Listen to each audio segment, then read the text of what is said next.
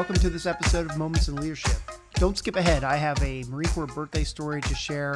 And so to all of my plus 30 seconds skippers out there, at least give this a minute and a half and listen to some of this story. But real quick, I just want to take a quick second and personally thank the two new supporters to my Supercast, Matt Tower at the Buy Me a Beer level and Andrew Loudon at the Hot Wash level. Thank you guys so much. Okay, so I was the guest of honor for RS Jacksonville, Florida's birthday ball last week. And as a quick orientation, there are 48 recruiting stations, or RSs, nationally. And those RSs, they have recruiting substations, they have these small one Marine permanent contact stations, they have recruiters at the military entrance processing stations, or MEPs as we all know it, and officer selection officer locations. Now, those 48 RSs and their component RSSs, recruiting substations, they make up 6 different Marine Corps districts, each led by an 06 colonel. There are 3 districts per region, and those 2 regions are led by brigadier generals who report up to a major general who commands all of Marine Corps Recruiting Command, or MCRC as it's called. So there's 1 major general, 2 brigadier generals, 6 colonels, 48 majors, each with their own senior enlisted advisors. I mean, it's big. I really didn't realize how big it was. Okay, so I want to give a couple shout outs here. First, I want to give a shout out to all the hardworking Marines in RS Jacksonville out there in those recruiting substations, those PCSs, the OSO offices, and the MEPs. But I do have a few specific RS Jacksonville Spartan shout outs to give. One is to the RS Jacksonville commanding officer, Major Rob Moore, for really working to maintain and, more importantly, continue to work on building a great culture there in the RS. We all know culture always wins, and when you celebrate your men and women, you get great results. And I saw awards and recognition that far surpass anything I've seen in all of my time as a Marine. Second, Sergeant Major Jimmy Richard for making me feel like part of the Spartan family. And congratulations on your next billet, by the way, Sergeant Major for Marine Barracks, Washington, D.C., 8th and I. I'm definitely looking forward to having a beer or 5 with you when you are at the Staff NCO house next season, and also getting you here on the podcast. A shout out to Gunnery Sergeant Luis Marin, who's the station commander for Recruiting Substation Melbourne and was the RS Jacksonville Station Commander of the Year. That's a huge recognition, and I know it came with a lot of long hours, a lot of calls, and a lot of hard work by all the RSS Marines that are in Melbourne, Florida, so congratulations. To the Marines from RSS Brunswick for adopting me for the night and sharing their moonshine, their tequila, and their stories with me. I had a significant headache the next day, so... And finally, to Jay and Jessica Phillips, your generosity underwrote the cost of the celebration. And just as importantly, it provided childcare and babysitting for the evening, which allowed all the Marines and their spouses to enjoy the celebration without having to worry about carrying the cost for the evening. Jay and Jessica, Semper Fi, you are both the epitome of always faithful, and I am glad I got to spend time with you both. As I said, I never did recruiting duty, so I got a solid education on what good and hard work they are out there doing, and I want to share what I learned. So in fiscal year 2023, there was only one branch of the service that made its recruiting goal, the United States Marine Corps.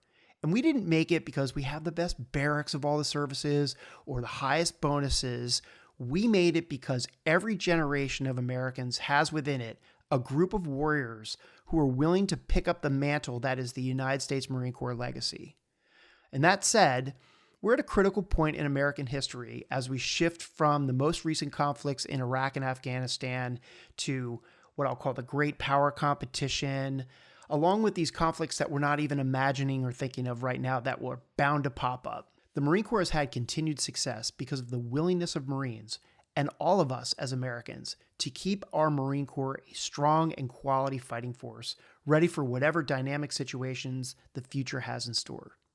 And you may have never asked yourself what you can actually do to contribute to the future of the Marine Corps, but here is how you can do it. 1, if you're a junior Marine or an NCO out there in the fleet, you can try command recruiting, or something called CDR, where you can come back to your hometown, or any town, I suppose, and try out recruiting. It's a try before you buy. CDR allows you to be an additional Marine Corps ambassador, and it exposes you to the recruiting command environment. The benefit to the recruiting station, or the RS, or the recruiting substation, the RSS, is that you know the territory, and you probably know some of the men and women in that town. And when you show up with a yearbook and match it up against this list of people that the recruiters are trying to call, you can give them valuable insight about the person that they would never have otherwise. And that's immensely valuable in recruiting. Okay, 2, if you're a reservist, you can do it also through something called Extended Active Duty or EAD Recruiter. In fact, I heard a story about a reservist who was drilling in the SMCR, so 1 week in a month, 2 weeks in the summer, who decided to try it out. They became a recruiter's aide and then were successful there, so they sent the Marine to Basic Recruiter Course, or BRC. After graduating from Basic Recruiter's Course, the Marine did 2 years of recruiting and then became an 8412 MOS career recruiter and stayed on active duty in his hometown and never left. Okay, 3, if you're a teacher or an educator or close with someone who is, and you can pass this along, it's really helpful to the effort if you or they reach out to someone and somehow connect with the Marines in the recruiting station and ask how they can be supported in the school environment, or offer an opportunity to come and do a class talk or invite them to an awards night at the high school or something like that. Additionally, you or they should really consider accepting an invitation to participate in something called an Educator's Workshop, or EWS. This is essentially an all-expense-paid trip to go to Marine Corps Recruit Depot and experience a quick taste of what it's like to arrive on the bus, stand on those yellow footprints as drill instructors replicate what is essentially the first 5 minutes of the transformation that all Marines go through. And then after that, you get to take a breath and collect yourself and go through the rest of the day, seeing the training and getting to really understand what becoming a Marine is all about. And don't worry, I don't think they make you run the obstacle course or anything, but you'll get a taste of what it's all about. And it's something that you'll never forget in a good way. Okay, if you're a lieutenant or a junior officer and you're not really sure if you're going to stay in or what you're going to do with a B-billet, but you're looking for something that could keep you stateside for 3 years, but still be in a dynamic role that supports the FMF, you should call your monitor or go to your battalion XO and see if your XO has any friends in their network, and take some initiative and see what's available in Marine Corps Recruiting Command, or MCRC. You may find something or a location that really appeals to you. I'm just suggesting that you research it and check it out. Okay, so with that, this episode is with Sergeant Major Chris Rivera with the 3rd Littoral Logistics Battalion. Sergeant Major Rivera enlisted in the Marine Corps in July of 2000 and attended recruit training at MCRD Parris Island, and then went on to become a motor transport and logistic vehicle system operator in 2nd Transportation Support Battalion, the old 2nd FSSG in Camp Lejeune, North Carolina. As a corporal, he deployed to Iraq in support of Operation Iraqi Freedom 1 and Operation Iraqi Freedom 2 TAC 2, which included Operation Phantom Fury. As a sergeant, he was attached to 1st Battalion, 3rd Marines, and deployed to Afghanistan in support of operations in the Korengal Valley. He was selected as the Non-Commissioned Officer of the Year for 3MEF in 2007 and requested assignment to drill instructor school. He was promoted to staff sergeant and then served as a drill instructor, a senior drill instructor, and chief drill instructor with the 3rd Recruit Training Battalion in MCRD Parris Island. And he was subsequently selected to become an instructor at the drill instructor school, where he was meritoriously promoted to the rank of gunnery sergeant. After completing a successful tour as a drill instructor, he then attached to 2nd Battalion, 7th Marines, where he was deployed to Sangin, Helmand Province in Afghanistan. Then, 1st Battalion, 12th Marines, Headquarters Battery at Marine Corps Base Kaneohe Bay, Hawaii, he was selected to the rank of 1st Sergeant and executed orders to 1st Battalion, 3rd Marines, where he did a unit deployment program before Officer Candidate School, Quantico, Virginia, where he had the unique experience of training, educating, screening, and evaluating Marine officer candidates. Sergeant Major Rivera was promoted to his current rank in November of 2019 and was then assigned to 1st Battalion, 3rd Marine Regiment, where he again did a UDP, and then he went on to participate in the Infantry Battalion 2030 or IBX 30 construct in support of Force Design 2030, until 1st Battalion, 3rd Marines was then redesignated to the 3rd Littoral Combat Team. In March of 2023, Sergeant Major Rivera was assigned to the 3rd Littoral Logistics Battalion, where he currently serves. Sergeant Major Rivera's personal awards include the Navy Marine Corps Commendation Medal with 1 Silver Star, 2 Gold Stars, and a Combat V. So for those of you counting, that's 8 Navy comms. He has 3 Navy Marine Corps Achievement Medals and a Combat Action Ribbon with a Gold Star. And for my lawyer and JAG friends out there, pursuant to JER 2-TAC 207 parens 5 CFR 3601.08 end parens, it should be noted that Sergeant Major Rivera's views are 100% his own and don't necessarily represent the views of the DoD, the Department of the Navy, or the United States Marine Corps. And with that, welcome Sergeant Major Chris Rivera. Thanks for coming on the pod. Really appreciate this. I know we have a mutual friend in common, and we're going to talk about that for a second, but was wondering if you could just give us a quick orientation on where you are, because you have a pretty unique situation going on right now, and not many of the listeners really have the sort of experience that you do. So give us a quick orientation of where you are. Yes, Dave, thank you. Thank you for having me on this podcast. You're right. I do have a unique position. So I was fortunate enough to serve with 1st Battalion, 3rd Marines, which later became the Infantry Battalion 2030 experimentation, and then fast forward to now to the 3rd Littoral Combat Team. Served with them for about 39 months. So I had a great experience with them. Was fortunate enough to deploy with them a couple of times, do the workup with 3 great commanders. And then about 5 months ago, I moved over to the 3rd Littoral Logistics Battalion, which also falls under the 3rd Marine Littoral Regiment. So I was fortunate enough to get experience now dealing with some of the enablers that assist the MLR with the logistics. But yes, I'm fortunate enough to have that opportunity. Yeah, I'll definitely want to dive into some of the leadership experiences and lessons learned and those formative moments in transitioning an entire battalion to a whole new thing. I just find that fascinating. I think listeners will too, but we'll definitely come to that. But you know how I like to start these things out, right? I like to start out with, hey, tell me about the young Lance Corporal Rivera, right? or even PFC Rivera, something like that. But when you and I were kind of chatting to get this whole thing going, it's also worth mentioning too that the sergeant major that came in that you did a relief and appointment with is Don Reynolds, who's one of the more popular episodes on this podcast. So you two have connected, and he has taken your previous role in the littoral combat teams. That's kind of interesting. So best wishes to him. I hope he hears this episode too. But getting back to PFC Lance Corporal Rivera, as we were talking, you told me a really interesting story about when you were a Lance Corporal in your first platoon. I'm wondering if you could just retell that for the listeners. When I initially got to the Fleet Marine Force, I went to 2nd Transportation Support Battalion, where I experienced my first fleet experience. I had an impression that the Marine Corps was something else. So initially, just kind of backtracking as I made my way into the Marine Corps, I didn't really know what the Marine Corps was. I just knew that they were the elite, and I wanted to be part of that. I didn't want another service. I wanted it to be hard. And I wanted to associate myself with a service that was known for being hard. And so as I made my way in, let's fast forward through recruit training and through some of the entry-level pipeline, made my way over to the Fleet. And my first experience wasn't the most positive. Entered the Fleet, showed up. We were part of a remain behind element while Marines were forward training at AP Hill. When those Marines returned, I learned that they weren't necessarily the best leadership. Before I found out that they were doing misconduct, they were actually doing other things that just didn't seem right, and actually was very discouraging, and also almost pushed me out of the Marine Corps. But justice was served on a given day in the motor pool as PMO and others showed up, arrested the platoon sergeant, some of our NCOs, our Lance Corporals, for some of the crimes that they committed. And what it left was a big gap in leadership.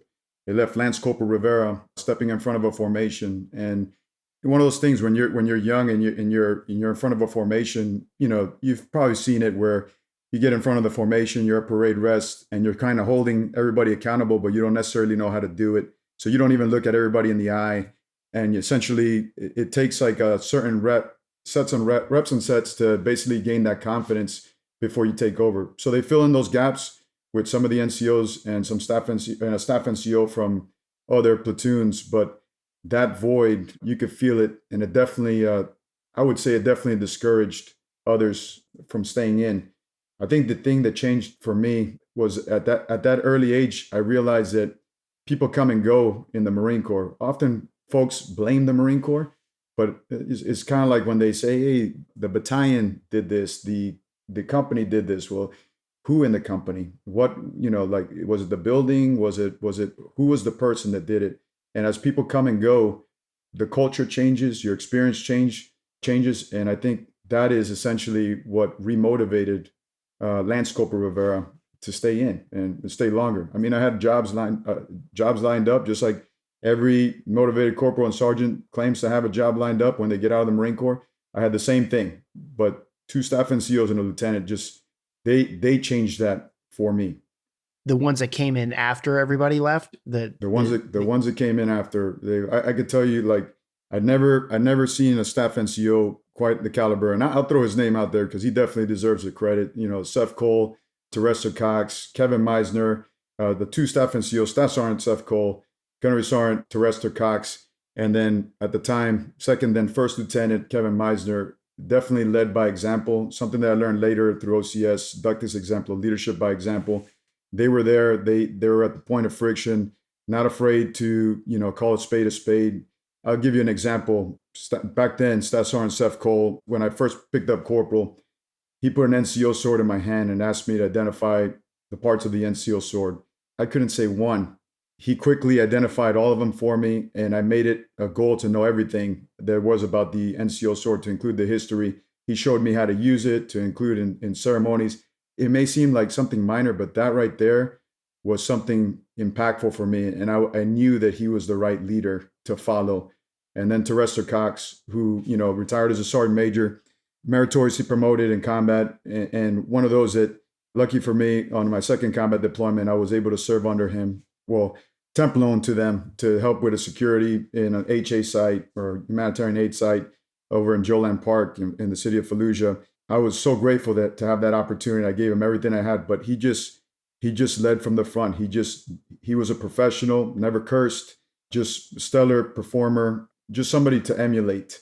I was truly proud to have that. And then First Lieutenant Kevin Meisner, who happened to be, I witnessed him do some things that the strongest people in Fallujah would not be able to do. We had the unique task of dealing with the mortuary affairs during that mission. He was there with us. He wasn't hiding in the background. He was there dealing with the same thing that we were dealing with. Until today, he still deals with it. Yeah. I respect those men, and those men were essentially the house that built me.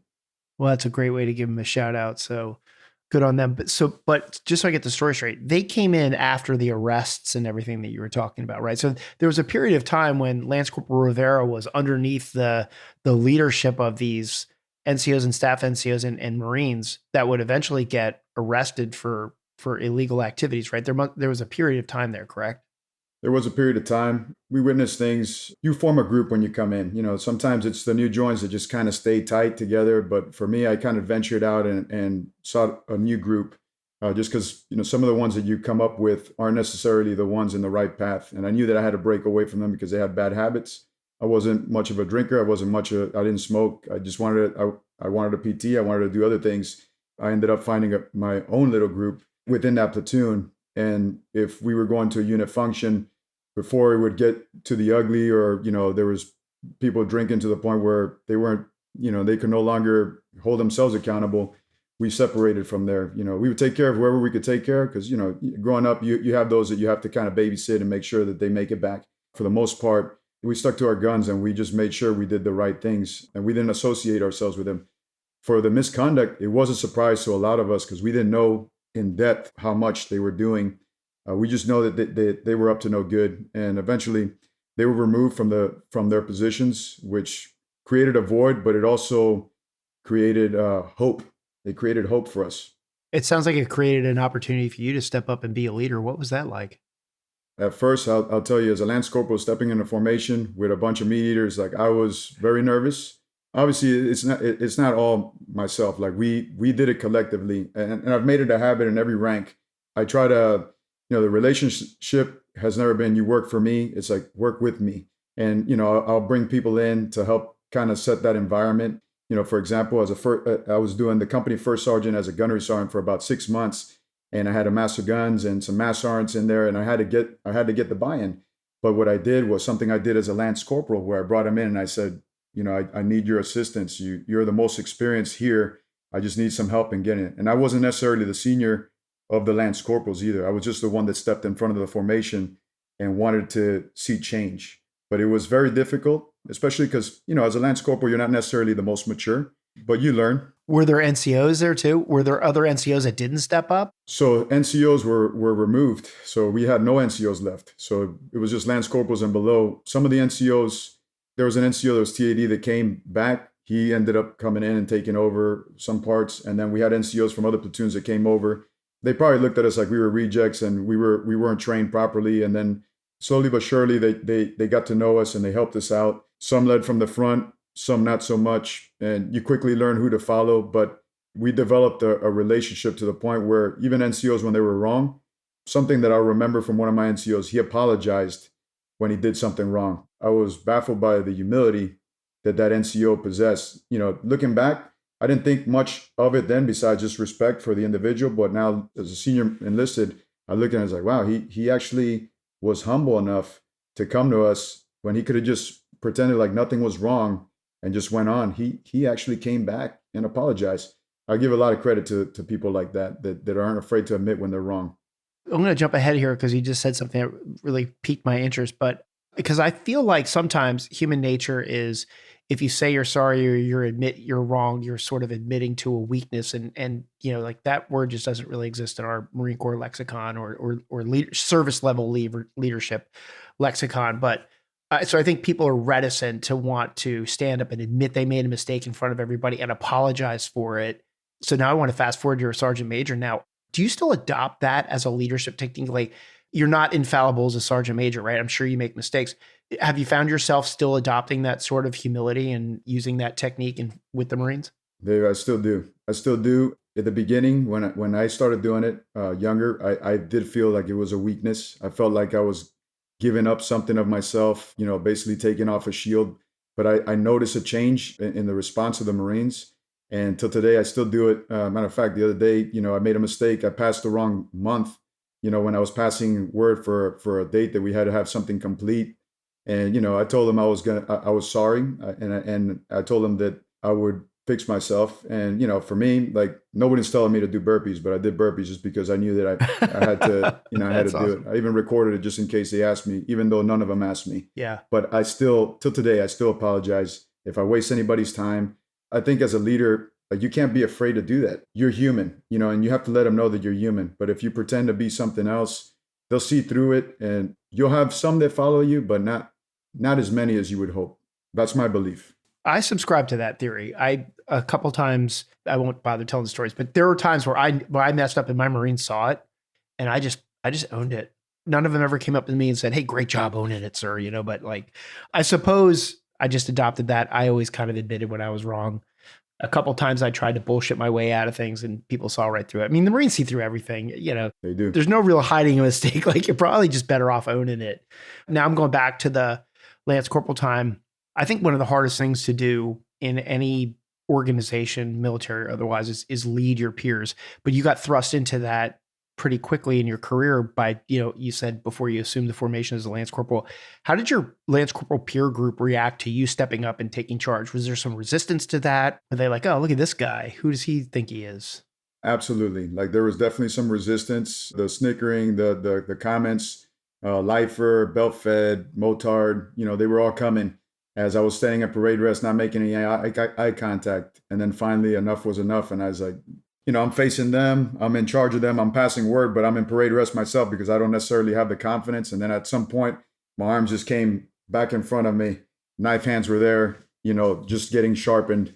And then at that point, I started giving orders, not options, and Marines followed me. But we had to initiate that conversation to let some of my peers know, some of the stronger ones, that I need your help. I can't do it on my own. I'm stepping here because no one else is. Like, give me a hand. And they did.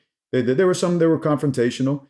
And I would say that sometimes leading your peers, sometimes, even as staff NCOs, I heard this from now a warrant officer, a gunner. When he was getting promoted to gunny, he basically said that the rocker is not a hammock. It just means it's more responsibility. Don't use it as a way to just hang out and just be lazy. You have to get more involved. You have a big responsibility. And I'll never forget that at that promotion formation.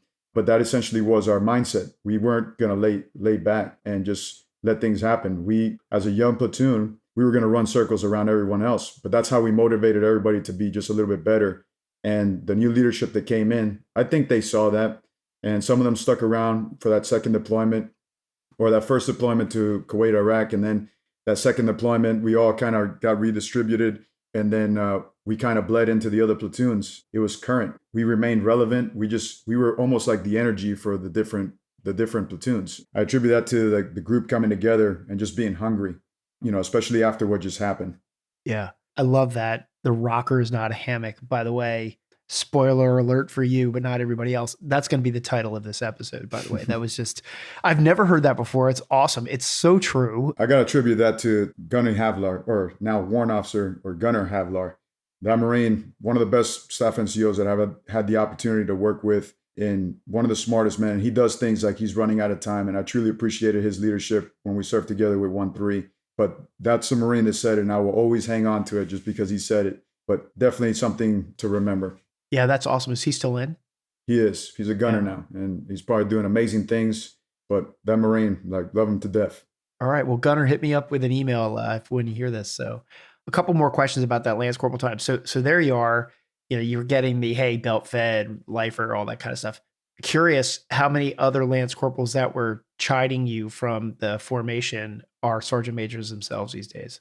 I don't think there's anybody left from that group, to be honest. Okay. I'll just pause there with my point to listeners. I guess the people who are chiming in from the peanut gallery didn't end up becoming Sergeant Majors themselves. So well done. At some point, some NCOs come in, right? And you named them before, Cox and Cole, and the lieutenant must have been new coming in after they kind of cleaned house, right? So did the officer get cleaned out too when that whole thing happened, or was there not an officer there at the time? So at the time, we didn't have an officer. So the platoon sergeant was essentially doing both, the platoon sergeant and the platoon commander. He looked the part. He looked like a great Marine.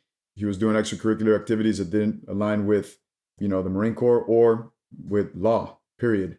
When he got removed, the initial staff NCO and officer that we got, or initial staff NCO, they weren't those gentlemen.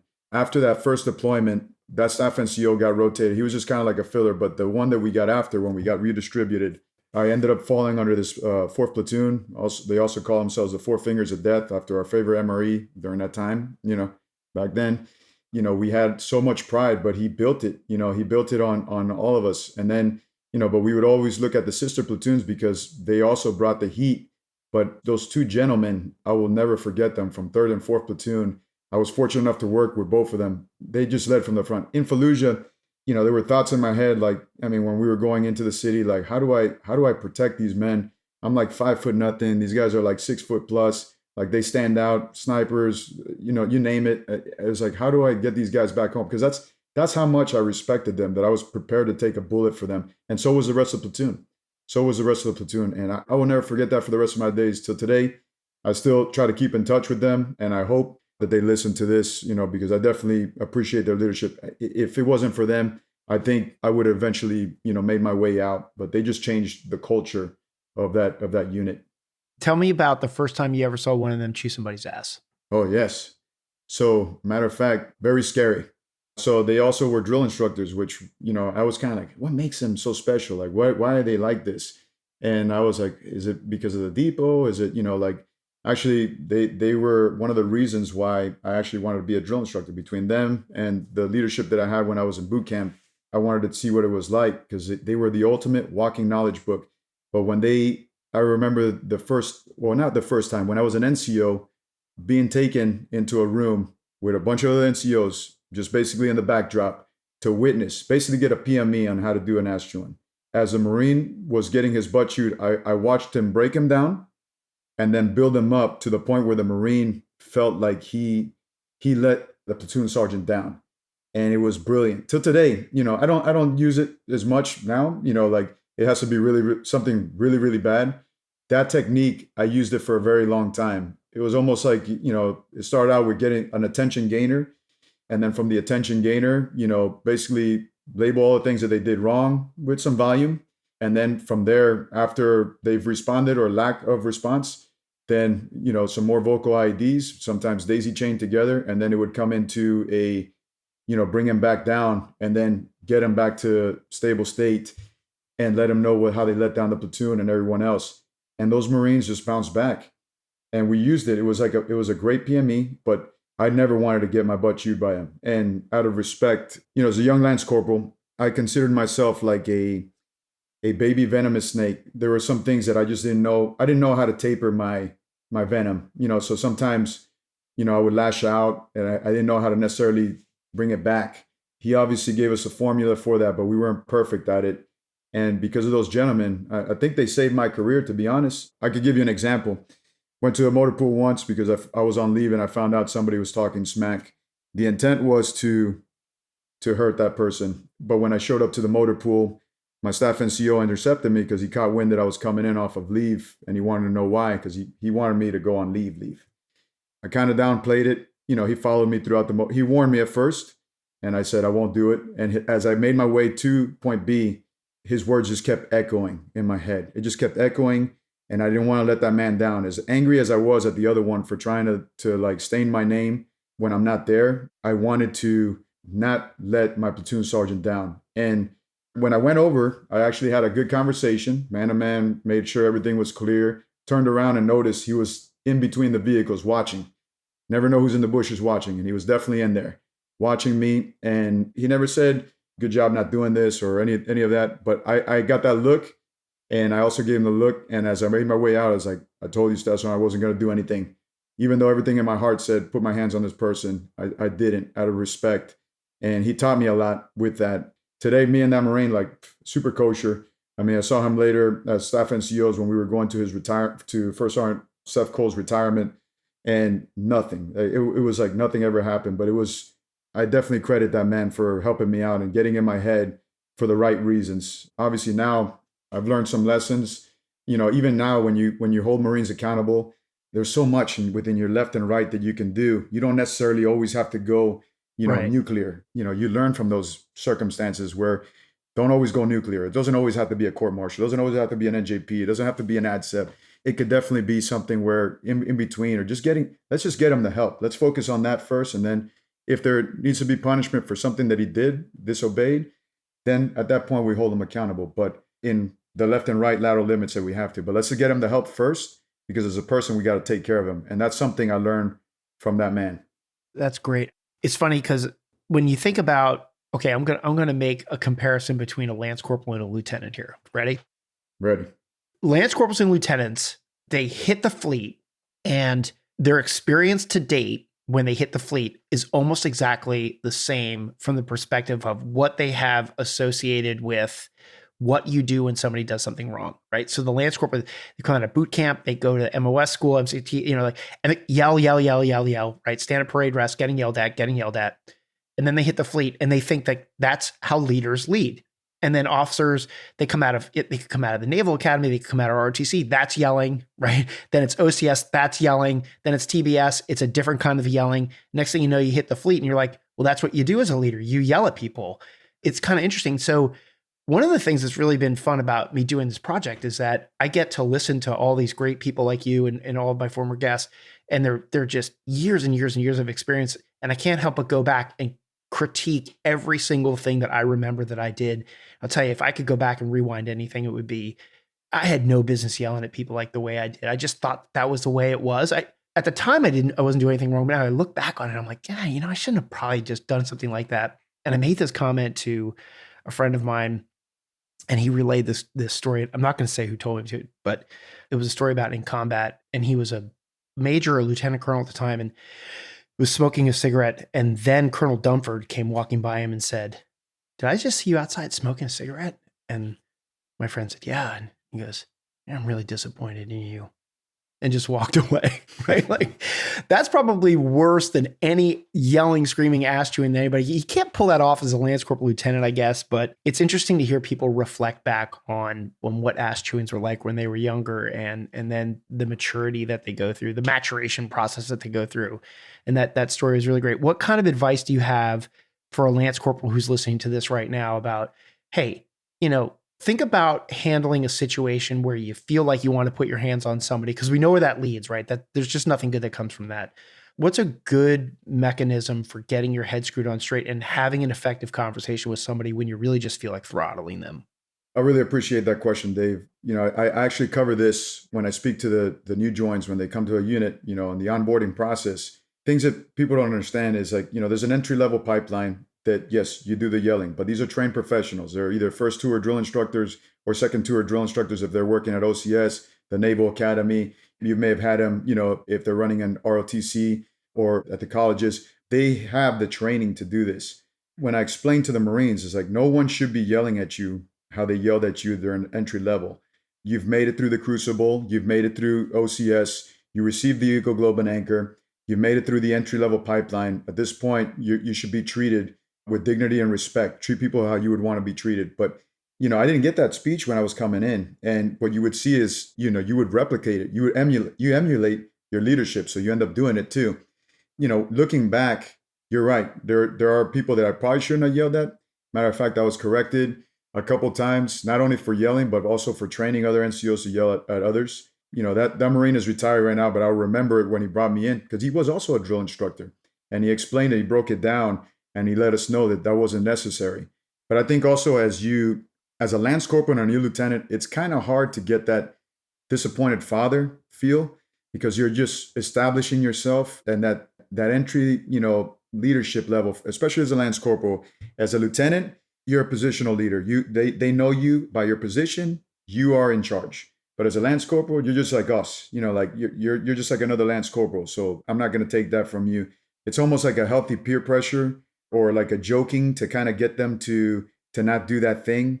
When I go back, it was just brutal truth. Like it was brutal truth. Sometimes your feelings would get hurt and we were able to get it that way instead of doing the yelling. Because most of the time it wasn't yelling against the peers unless we were circling up and we were doing like some McMap and we were pumping each other up. It was one of those where it is a challenge as a peer. You have to find a way to speak to the individual where it resonates. And if you get to the point where you cross the line, almost like entering their personal space or you make it personal, at that point, you're going to be dismissed.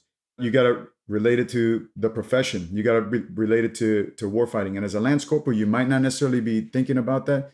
But even working with the Lance Corporals today, I feel like they're a lot more mature than I was when I was coming up. They're a lot more informed. They see things through social media. They're a lot better trained. Speaking to one in the field last week, came up 4 years in the JROTC, Marine Corps JROTC. So she already has a leg up, on a lot of the things that are going on. She already knows everything compared to one who did not experience that. I experienced 10 months in the delayed entry program, but not necessarily a JROTC. I knew nothing about the Marine Corps except what they were showing me. And then to see that, I think that they are armed with a lot more information, strategies to basically convince their peers.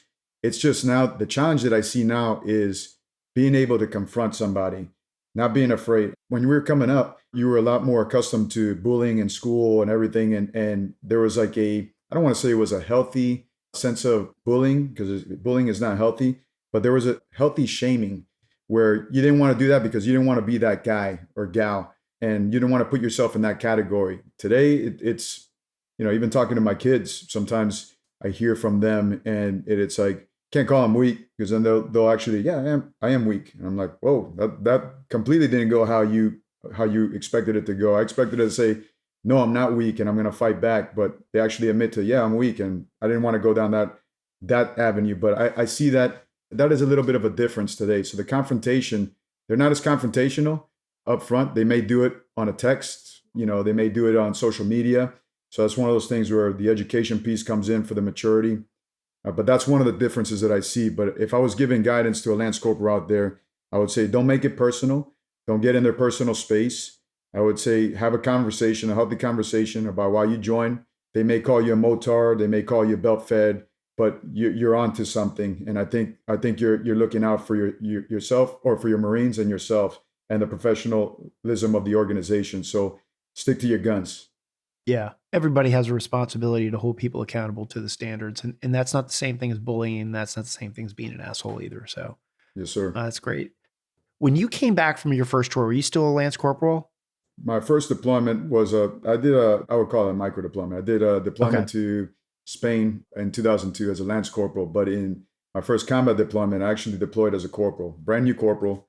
I actually did 3 combat tours as an NCO. So one as a corporal, then promoted right before we went into Fallujah on October 1st, 2004. And then as a sergeant again in the Korengal Valley with 1-3. So I had the opportunity to do 3 of the 4 combat deployments as an NCO, and then one as a staff NCO, as a gunny later with 2-7.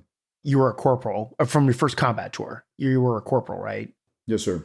Okay. Tell me what that was like coming home from combat for the very first time. You were an NCO, you were in charge of men and women in a combat zone, and now you're home. Can you talk a little bit about what that was like? And then I want to weave in the next question at the same time, which was, did you have enough experience at that point to be able to answer the question of what was the best lesson you learned from the worst leader you had?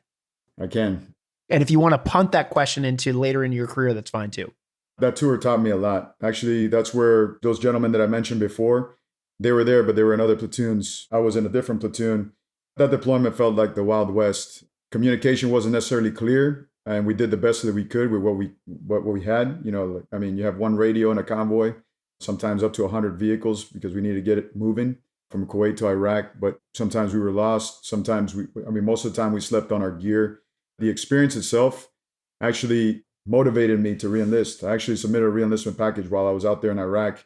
And then when I came back, I had orders to go to Hawaii for the first time, which got pushed to the right to be able to execute the second deployment with, at the time, Staff Sergeant Seth Cole, when we got redistributed to the different platoons. But I do feel that it matured us because we saw some things, but it was more of we have this experience now. Now let's see what we could do with it with these new Marines. And it fueled me. It absolutely fueled me for that next workup, because that next workup, if you remember the initial push, there were people who 12 wasn't really a thing. They stood up a new company while we were out there deployed. They kept them back. So they stayed for another 6-7 months. They redeployed the two original companies with the exception of those that stayed back. About 10 to 12 days later, one of the units went back out there. That was their dwell, 2 weeks. And then the rest were on basically next 5 months, we were getting ready for our deployment. Where I was supposed to PCS, I ended up staying with that unit and went on a second deployment. At this point, we had all new joints. So it was fresh blood, no bad habits. We had NCOs that were hardened from the first combat deployment. It gave us hope, to get those new ones. And then we were able to trim the fat a little bit with, not everybody's gone. We were able to leave a few behind that weren't necessarily meeting the mark with physical fitness or disciplinary infractions. So we left them, and it actually helped us out. And then we didn't know Fallujah was going to be Fallujah. I didn't know that it was going to be in the history books. We just went because we needed each other. I'll never forget that time where I had to let my platoon go to the field by themselves. And then the staff sergeant at the time told me, you got to let them go because you're not going with them. You're executing PCS orders. And then that turned into an extension and going with them on the next deployment. I'm so grateful that we were able to go together and come back. And actually, I had to come back a couple weeks early because if not, I would have lost my orders, my original orders to Hawaii. My wife would have been really, really upset because it's Hawaii, Right. So I'm executing both. And then I'll never forget that platoon coming back on the bus. I was on leave, but I stuck around. I remember them coming directly to me versus going to their families, and all the families looking at me like I'm crazy. Like, what's going on? They came, they gave me a victory cigar, K-bar, plaque, NCO sword, and a flag. And I was so emotional, I couldn't even speak. My buddy, who was another NCO that pretty much did all the workup with me, we went through MAI course together, everything. We bruised and broke bones together through those courses just to get ready. He was there. He had to speak for me, but it meant so much to have all of them back. Obviously, we celebrated that night, and then off I went to my next duty station. But I will never forget that feeling leading them. But a lot of that, going to that second question you were talking about, when you talk about bad leadership, it actually fueled me to not do those things. You learn from the good leaders, but you also learn from the bad leaders, or what you assume to be the bad leaders. There's misinformation out there about toxic leadership. Sometimes they use it as like a bumper sticker type word, like, let me just pull this out of the pocket because it gets a lot of attention when you say toxic leader. What really is toxic leadership? Because what might seem toxic to you might actually be leadership. So if you have somebody who's involved in your life and you call them intrusive because they're involved in everything that you invited them to be involved in, some would call that toxic, where I actually call that leadership, because you're actually involved in their life, and it actually helps transform them versus being transactional, where you're offering stick and carrot, award, NJP, and now you're actually involved in their life, their birthdays, the anniversaries, some of those things that most don't think about, but will absolutely fuel them to do more versus just do it because they're getting something at the end or not getting something at the end. And so when I look at that, I learned so much from those leaders that just didn't fulfill their quota or like their leadership experience. They didn't put out everything that they should have put out. It actually told me, what can I do different? And from there, I just took it to another level. I mean, till today, I've gone back to school. I just want to know more about leadership. I want to know what can I do outside of what the Marine Corps cookie cutter package gives me. Like, what can I do outside of that to elevate the performance? Back in school, sergeant major, still in college, doesn't have a degree yet because he's still working for that towards that bachelor. But why are you there? Because I made excuses, I took breaks, and now, even now, when I'm at my most busiest, I'm still pushing and pursuing that because I just want to know what I can do to push people to do even more. But that came from those leaders that I didn't feel like they met that bar. I don't feel like they were reaching for the ceiling. Like our old Sergeant Major of the Marine Corps used to say, they weren't reaching for the ceiling. They were reaching for whatever they could get by with. Tier 3 staff NCOs leading Tier 1 Marines just because they were comfortable. Well, it's time to get uncomfortable. It's time to, be comfortable being uncomfortable. That's what it's going to take. If you want to lead at this level, you have to be comfortable being uncomfortable. And I don't know if you'll ever be, but you can make those efforts to being uncomfortable or being comfortable in that uncomfort level. That's what I took from those leaders. That's awesome. You made that comment before about there's Marines out there that treat their rocker like a hammock. That's so great. I wish there was another one that kind of rhymed with officer rank. It doesn't, but there's officers out there that are doing the same thing. Actually, it was my dad who told me when I was a young kid, like, you can learn as much from a bad leader as you can a good leader. It's just different. And that's where that question comes from, because I do think that there's so much to be learned from. And then I also kind of hope that when people tell that story, they also maybe give people an aha moment of, geez, he's talking about exactly the way I act. Maybe that's not such a great way for me to be a leader. But back to Don Reynolds, Sergeant Major Reynolds, when we were talking in part of his podcast, we talked about a lot about physical training. And I know there's that element of lead by example, do as I say, not as I do, all of those things. We're all familiar with the things, but I'm wondering if you can talk a little bit about some of your experience with just throughout your career, physical fitness, how you treated it as a leader, what were the things that you found important? And then how did you lead and encourage Marines who weren't as physically fit as you, but they needed to be in better shape? They weren't necessarily bad, they weren't fat pigs, but they needed to improve their physical conditioning. Did you have some good experience with that you could share? And can you couch that experience in a way that a lieutenant can also hear it and understand his or her role in PT at the platoon and or company level? Yeah, absolutely. Absolutely. Especially when, going to the lieutenant, thinking about when they show up, they're so full of energy. And sometimes you may see the facial expressions of, or being unwelcome. But for me, as a senior staff NCO, I welcome it. And I talk to the staff NCO leadership in their platoon and say, like, hey, welcome that energy. It's going to rejuvenate you. It's something that is needed, because if not, you're just going to get complacent. Use that, feed off that energy. But at the same time, coach them, because not everybody's at that level of play. I mean, at OCS, I had to step up my level. I mean, some of them are collegiate athletes. Yeah. So you're sitting here doing sprints with them where you're getting smoked. And especially, as a first sergeant there wearing a red shirt, I was a target. They were trying to beat me. And I was my first PFT with them. I run a 1930. And then when they do the stats at the end, they're like, oh, 1935 average.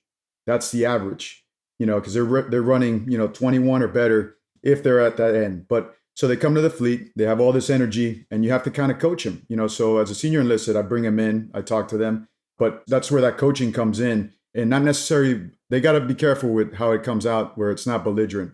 But for PT, I love PT. I think it's the fountain of youth, to be honest. And those Marines keep me younger and alive when we do it. But I'm not going to be the fastest. To me, it's an attention gainer. I know if I join some of these Marines on PT, or when I do, my body pays for it like 2 or 3 days after, while they just recovered that same day. In my opinion, I don't think they care if you beat them. I think they care more that you participated in there and that you didn't fall out and that you were there as an example. I'll put it like this: when I joined this unit, they created an intramural soccer team. Well, here we go. We got Marines that are going forward, and as the flights are leaving, that means the rest of the soccer team left. So they asked the CEO and myself, oh, you gentlemen play soccer. Can you help our team out? And when we showed up, most of the team was already gone. I was like, Now you got 40 plus year olds. Basically, you got about to play with 18 to 22 year olds. And we won that game 1-0. But man, it took a while to recover from that. Matter of fact, after the season, we went all the way to the championship. But it was like the motivation, the change, just showing up there. I didn't play all the game. I didn't play most of the games, or most of the game in the games. But I did show up. I showed support, and it fueled the team. The same thing with the Marine Corps. You go over there. Hey, I want you to invite me to PT. If you have it, don't feel obligated. Invite me. I'll show up. And sometimes they'll challenge you. It's like, oh, we're gonna do a machine gun run, and it's like, okay, I'll be there. Hey, we're gonna start this fight club. Okay, I'll be there. I'm there to support. And then you show up, and when you show up, I'm with biofreeze. I got KT tape, everything going on just to make sure that I survive it. One, but I'm not. Give me the machine gun again. I got it. It's like, oh, Sergeant Major, we got that right there. Now I got your attention. Now how do you feed off of that attention? Now that I got your attention, let's talk a little bit about leadership. Let's throw in a hip pocket class at the end. Let's talk a little bit about life. I've always found that PT is essentially an attention gainer. Some of the most depressing moments in my career was when I had to get shoulder surgery or surgery on my lower back, and I was out of the game for a little bit. But within 5 months, back in the game, and then going to, 5 months later after back surgery, go to the advanced course as a gunny and graduate or as a gung ho and honor grad, because it was just like that much. I was just so hungry to get back, feeding off of everybody in that class. But those are things that, that steel sharpens steel. You've heard of that phrase, or, Yeah. Iron sharpens iron. Even as the older guy, you showing up over there, or if you're the platoon sergeant or the leadership, you going out to PT and not just saying, hey, you gentlemen have to go, or you need a PT or whatnot, and not necessarily being there, you gain so much respect, in my opinion, than somebody who just tells them they got a PT, and PT's on their own in some rainbow attire looking like a third world militia, and then they come back and then basically pretend like they PT'd. Maybe they got like 2 beads of sweat and make the excuse that I was just letting them develop on their own. They want you there as a leader. They want you there. They may not say it, but they want your presence there, and you should show it as a leader.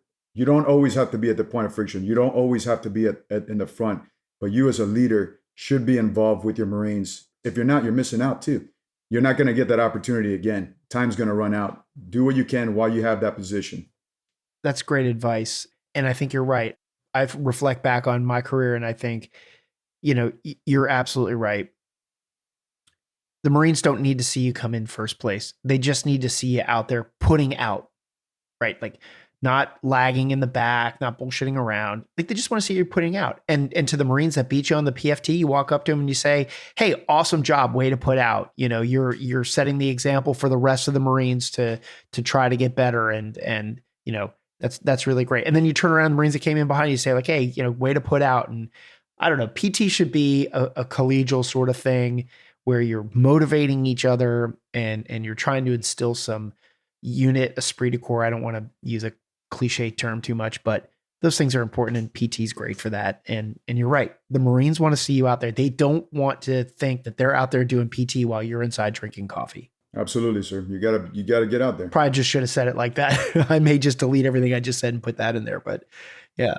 How about some lessons learned in terms of dealing with adversity, right? Because, you're a sergeant major, so you've made it to the top rank.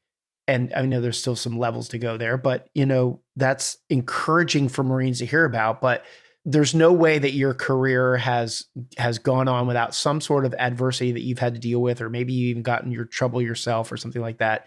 Can you talk about some of the lessons that you learned throughout your career where you dealt with adversity and you're able to overcome it because you're a sergeant major, and that's pretty measurable? Yes, sir. Some of them I talked about before when we were talking about the physical fitness, but the adversity, overcoming injuries, where you put out so much that you take yourself out of the game. That's part of it. Easily could use it and milked it to basically make my way out of the service with some kind of disability or wear and tear percentage that basically takes care of me for the rest of my life. But that wasn't my end goal. My end goal was to continue serving until the wheels fall off. That's some adversity. Adversity in relationships, where I've only been in the service for a short period, 23 years and some change. And in that period, I've been fortunate to be married to my wife that I got married to at the age of 19, which went against all statistics, and stayed with the same woman, and have 4 kids with her and multiple moves and everything else.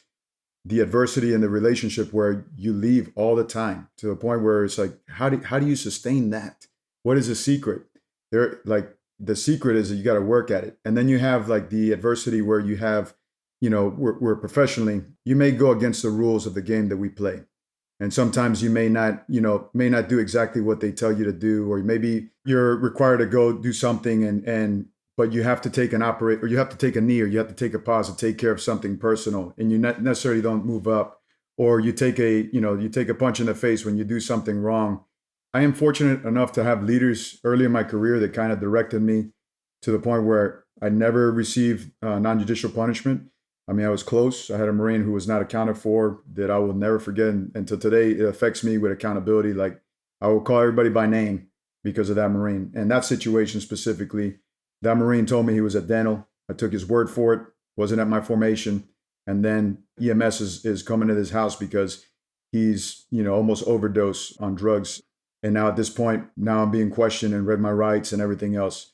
Been read my rights for many other things, where Marines are making allegations. But at the end, I've been fortunate to just, tell the truth, be honest. Even if I made a mistake, apologize, maybe receive a counseling here or there, or maybe get talked to, but never anything that redirected my course. Adversity where because of an injury, I wasn't able to do PME. And back then, the seminars didn't exist. And even though, the rank of first sergeant is not considered a pass, I was not selected on one of the boards. That was also fuel for the fire when I went to advanced course and to graduate gung-ho and honor grad. Basically, I wanted to knock it out of the park. And I couldn't believe that was what held me back. I should have done it earlier and stopped listening to everybody that said that you were too important. You needed to stay in this billet. You should have just went out there and seek the PME. But I've gone through a lot of adversity in the short 23 years. But even in those 23 years, I think you build relationships, you find ways to overcome it. For me, PT is definitely one of those adversity killers. And what I mean by that is like PT for me is like meditation. You could probably relate with this. When you go on a long hike, sometimes those are the times where you wish you had note-taking gear and a pencil. You think about everything. You think about life. You think about what you can do. At this point, your hands are all swollen. It's dark. You can't write anything. You want to record what you're talking about. And just so many ideas and so many lessons learned go through your head, well, at least for me. And that's one of those where it actually motivates me to do something else or start up with a new idea or something for the group, which then pushes me to go do some research on something else. Like this weekend alone, I got 3-point papers that I want to write because I just want to see some change. But it all comes from those PT events. But that adversity, I can't go to one recipe to overcome that adversity. I just say, don't let that adversity tap you out. You're better than that. Don't let it be the reason why you change your way. And if you had some of my best Marines were Marines that overcame adversity. Whether it was an injury, whether it was some kind of non-judicial punishment, court-martial, they overcame and they were better. And I would gladly deploy with some of those Marines again in the most hostile place on this planet if the balloon was to rise up. And that's because I've seen the character that came out when that adversity actually showed its ugly head. But adversity, you can do it. Don't let it tap you out. Yeah, I agree with that too, because a majority of my guests that have come on this project have told some story about how they have overcome some sort of personal adversity, right? And you can listen to general officers and admirals who talk about the stuff that they did when they were captains and they probably should have gotten in a lot of trouble for, or did actually get in a lot of trouble for, and still became generals and officers and sergeant majors. And I mean, Sergeant Major Black tells some stories, and you can overcome there's the ones you can't come back from. You talk about writing a point paper. I could write a whole point paper on DUIs, but DUIs are measurable, right? So we hold Marines accountable for that because it's bad judgment, but there's a lot of other bad judgment that happens out there too. I think that there's some that you can't come back from, and then there's some that you can from. It requires leadership to be supportive of it. It was like you were saying when you shoot somebody's ass and you bring them back up. And I've had officers talk about how they run NJP and then they raise their voice and then they build the Marine back up. And I think it takes good leaders to do that. But it's interesting that you have grown so much as a leader. I want to ask you some questions about leadership in the context of the drill field, because you've got this great experience about being a drill instructor. Everybody who comes to the Marine Corps has experience with a drill instructor, but not a lot of people have experience in being a drill instructor. What are some of the things that you learned being a drill instructor that most people don't see from a leadership perspective. What I'm really curious about is, correct me if I'm wrong, but I think in order to become a drill instructor, you're talking about the 1% of people, they don't take shipbirds into DI school. And if they do, they don't make it through. Is that a fair assessment? I can say that's a fair assessment. Is that an officer assessment of drill instructor school, or? I can say that's a fair assessment, but like to give credit to the other special duty assignments, I think you take the best of the best to do special duty assignments. The difference, just in dealing with the reenlistment packages and the screening, it's essentially physical fitness. Like if you look at the MSG, you look at the recruiting, you'll notice that the one requirement that stands out is like they have to be a first class PFT to be a drill instructor. So you're talking about like the most fit, but doesn't necessarily mean that the least fit won't go there, but the most fit also go to, special duty assignments like recruiting and MSG. But as a drill instructor, I was fortunate enough to do 2 tours. The first time was at Parris Island, where I basically went to, as a sergeant, selected for staff sergeant, went to DI school and was able to experience something so great. First, backtrack. Why did I want to be a drill instructor?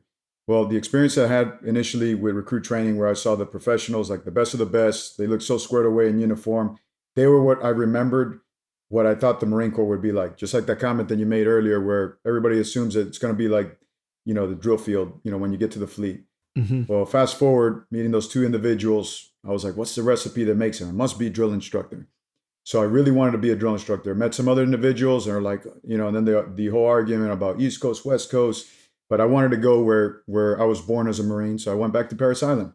When I went to Parris Island, I experienced DI school, and it was amazing to see the level of leadership that was there.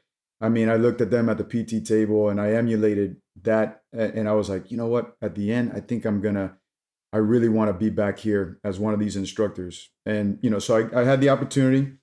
I served some cycles as a green belt drill instructor, some as well as a black belt senior drill instructor. And then they went through a change there where I went to series gunnery sergeant, then chief drill instructor, before I went on a board and was able to serve as a drill instructor, school instructor for about 4 classes. And I could tell you that the experience there was one of the most challenging experiences for myself in my career. Best of the best Marines that I still stay in touch with today. Most of them are the leaders, or the ones that stayed in are leaderships, whether they're officers, warrant officers, they're senior enlisted, whether they went the first sergeant or master sergeant route, they're everywhere. And it is so great, like the reunions that we have there. That was the one place where I'm at 155 right now. I went all the way to about 112 pounds. I was disappearing. I had to change my civilian attire if we got time off, because it was just, that's how much physical activity you're doing, and you're not necessarily eating healthy. Back then, there was a stigma of your eating and everything. Things have changed, and I think they've changed for the better. But what I would tell you is like the best of the best, all volunteers at the time, learned so much from them, steel sharpening steel. But that's where I learned that there was more MOSs out there that actually had people just like-minded individuals, people that were not afraid to be out there in the sun, were not afraid to almost freeze. It was just a different caliber of people. And I enjoyed it so much that, later I had another opportunity. I didn't pick it, but it picked me, and I was given a choice. They gave me 4 choices. They said, Parris Island, Parris Island, Parris Island, or Officer Candidate School, Quantico. And I was like, oh, I thought you said 4 choices. Yeah, I got 3 places for you in Parris Island. I was like, well, let me try Officer Candidate School. Let's do that.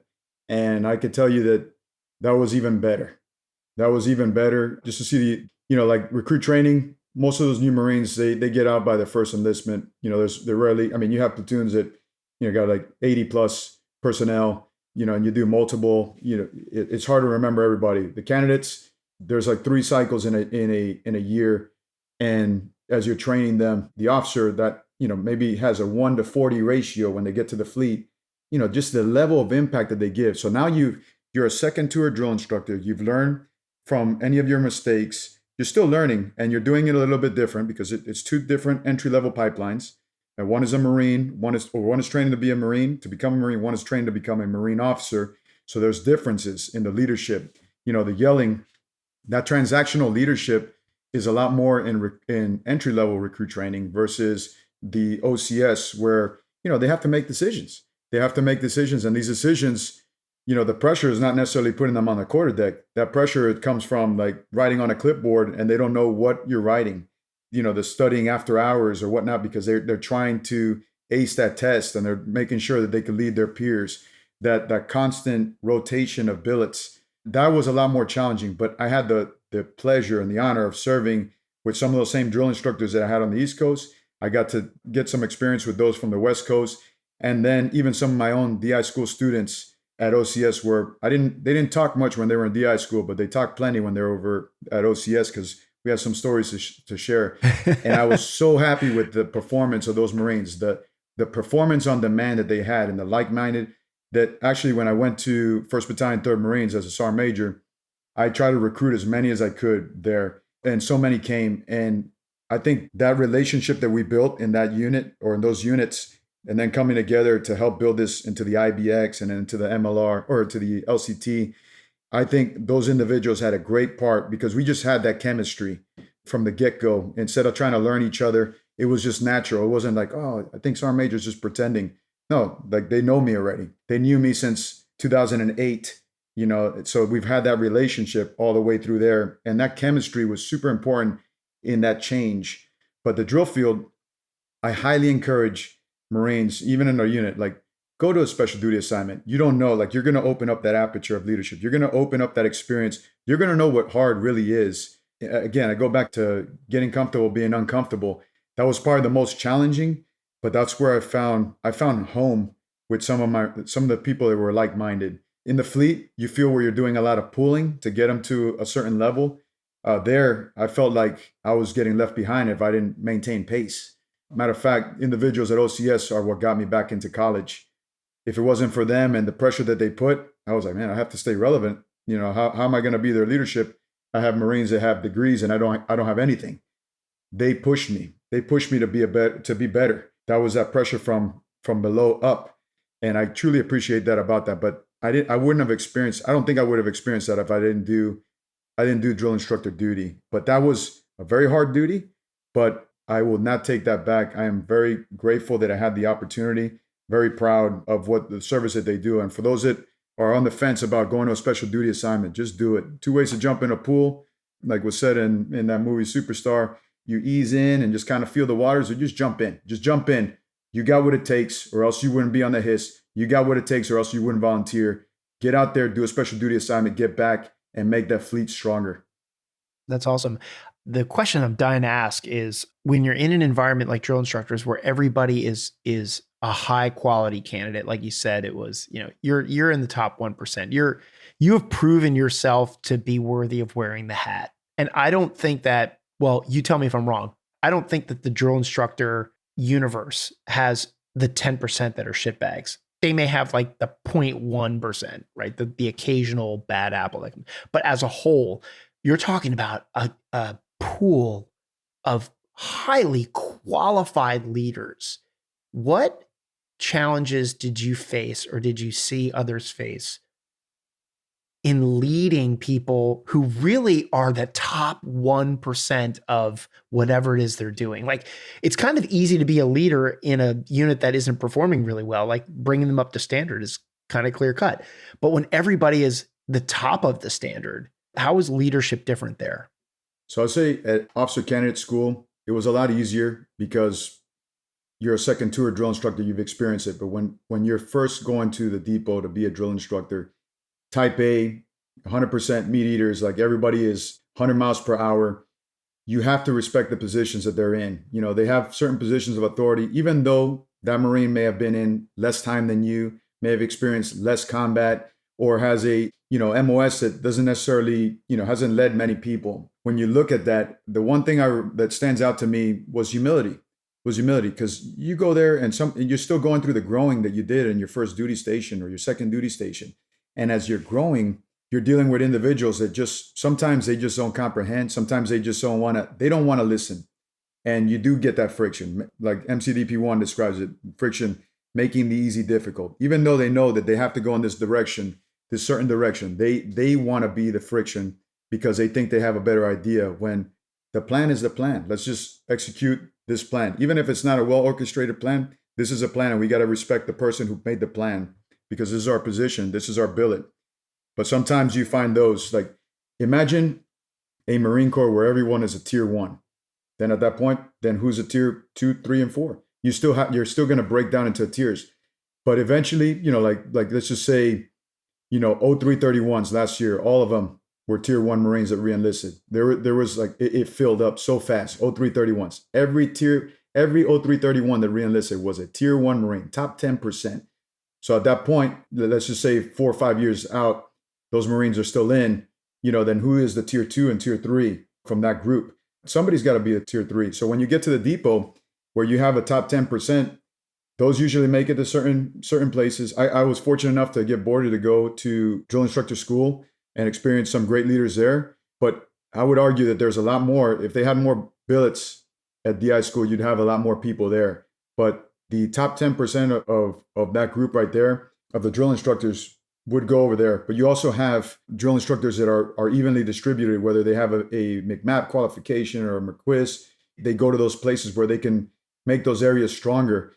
That doesn't mean they're not top 10%. They're absolutely top 10%. So now, if you have a depot full of top 10% talent, who's the tier 2, who's the tier 3, and so on? Someone's got to be it. And so at that point, sometimes you get a little bit of hostility between peers. Sometimes you get the one that badmouths the other, or you feel like they're a sniper and trying to take you out of your career. There's some that get carried away with like what they're supposed to be doing as a drill instructor, and they try to get creative because they can't find discipline the way that they're instructed to do it. So they get creative. But if you do it right, you stick to the black and white. You don't end up having to get another RTO or SOP, redeveloped because you didn't create a new infraction. 2, you're just going to make the level of play at that location even better.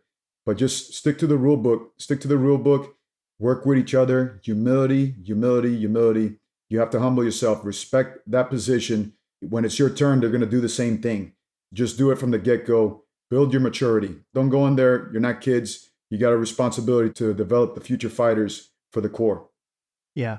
So I want to ask you a question about your time at OCS, and then I'm going to bounce back to Parris Island. So I'm starting with OCS now. I don't know if a lot of enlisted Marines know that when officers go to boot camp, there's drill instructors there. Those are drill instructors that are running OCS. I don't know if people know that, mostly because I don't think you all wear your campaign covers there, right?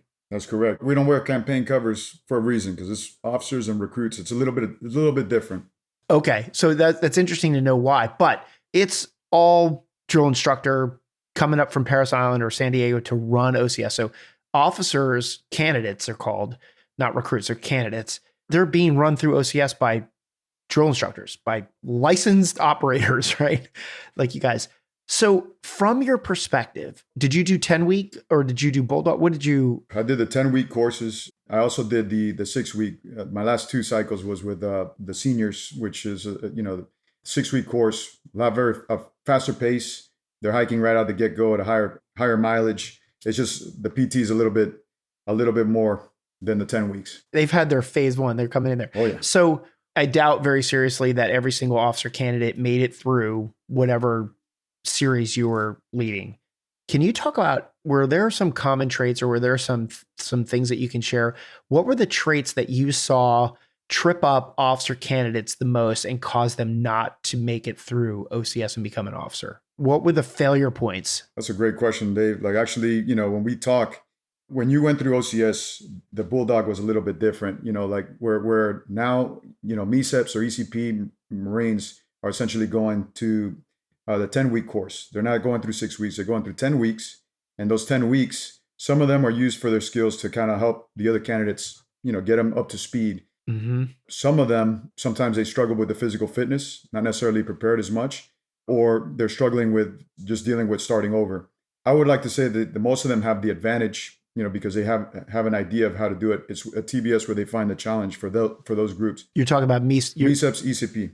And MECEPs, just for people listening who don't know what that is, that is you're an enlisted Marine and you assess into an officer program to get a commission, and you're at an ROTC unit as an active duty enlisted Marine, but you're going through ROTC with the rest of the ROTC midshipmen in pursuit of a commission. And what you're saying is that those MECEPs, Marine Corps Enlisted Commissioning Program, I think is what it stands for, they still have to go to OCS. So they've gone to boot camp, right? They've earned the title Marine, They still have to go to OCS, Still go through OCS. just like I did, just like a candidate does. 10 weeks. But what I heard you say was that it's different now. They go to a 10-week, where the ROTC may still go to the 6-week. They go to the 10-week. Your ROTC will go to the 6 weeks. So the 10 weeks that they're doing, they have an advantage. The MESEP and the ECP. So the difference is one has the degree and the other one is working towards the degree. So one of them doesn't have to go to the college. They'll go to the college after they complete the course. Or for the MESEPs, they'll go to the college after they complete the course. For the ECP, they've already completed college, so they're just commissioning as an enlisted. And then they go through their 10 weeks. Once they commission for the ECPs, they'll go to TBS, or the basic school. For the ones that graduate as a MESEP, they'll go to college and finish their last 2 years, and then they'll go to TBS.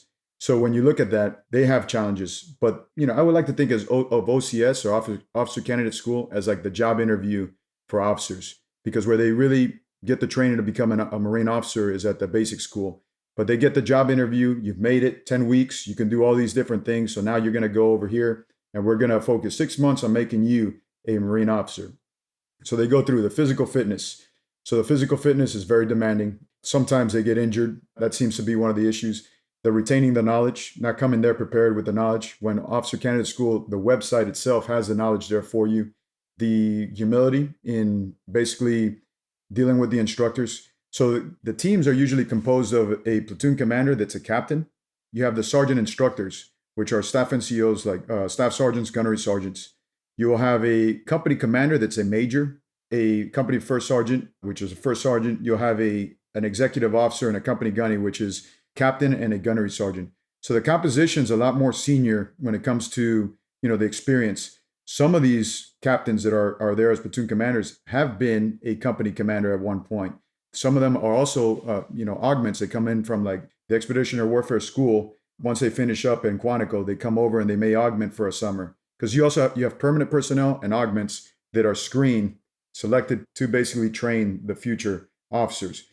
So you go in there, you'll have in the summer is the big one. The summer is where you'll have the mix of the seniors and the juniors, which happens to reflect on the time in college. They'll come in for the 6 weeks, but at the same time, you'll have 3 10-week companies that are going. So you got 3 10-week companies and 2 6-week companies that are going. Yeah, so those 6 weeks, they complete, and then you got the part 2 that comes in for another 6 weeks, 6 weeks. So it turns into like that staff turns into working like 12 plus weeks, because you have your staff orientation course, which gets everybody on board.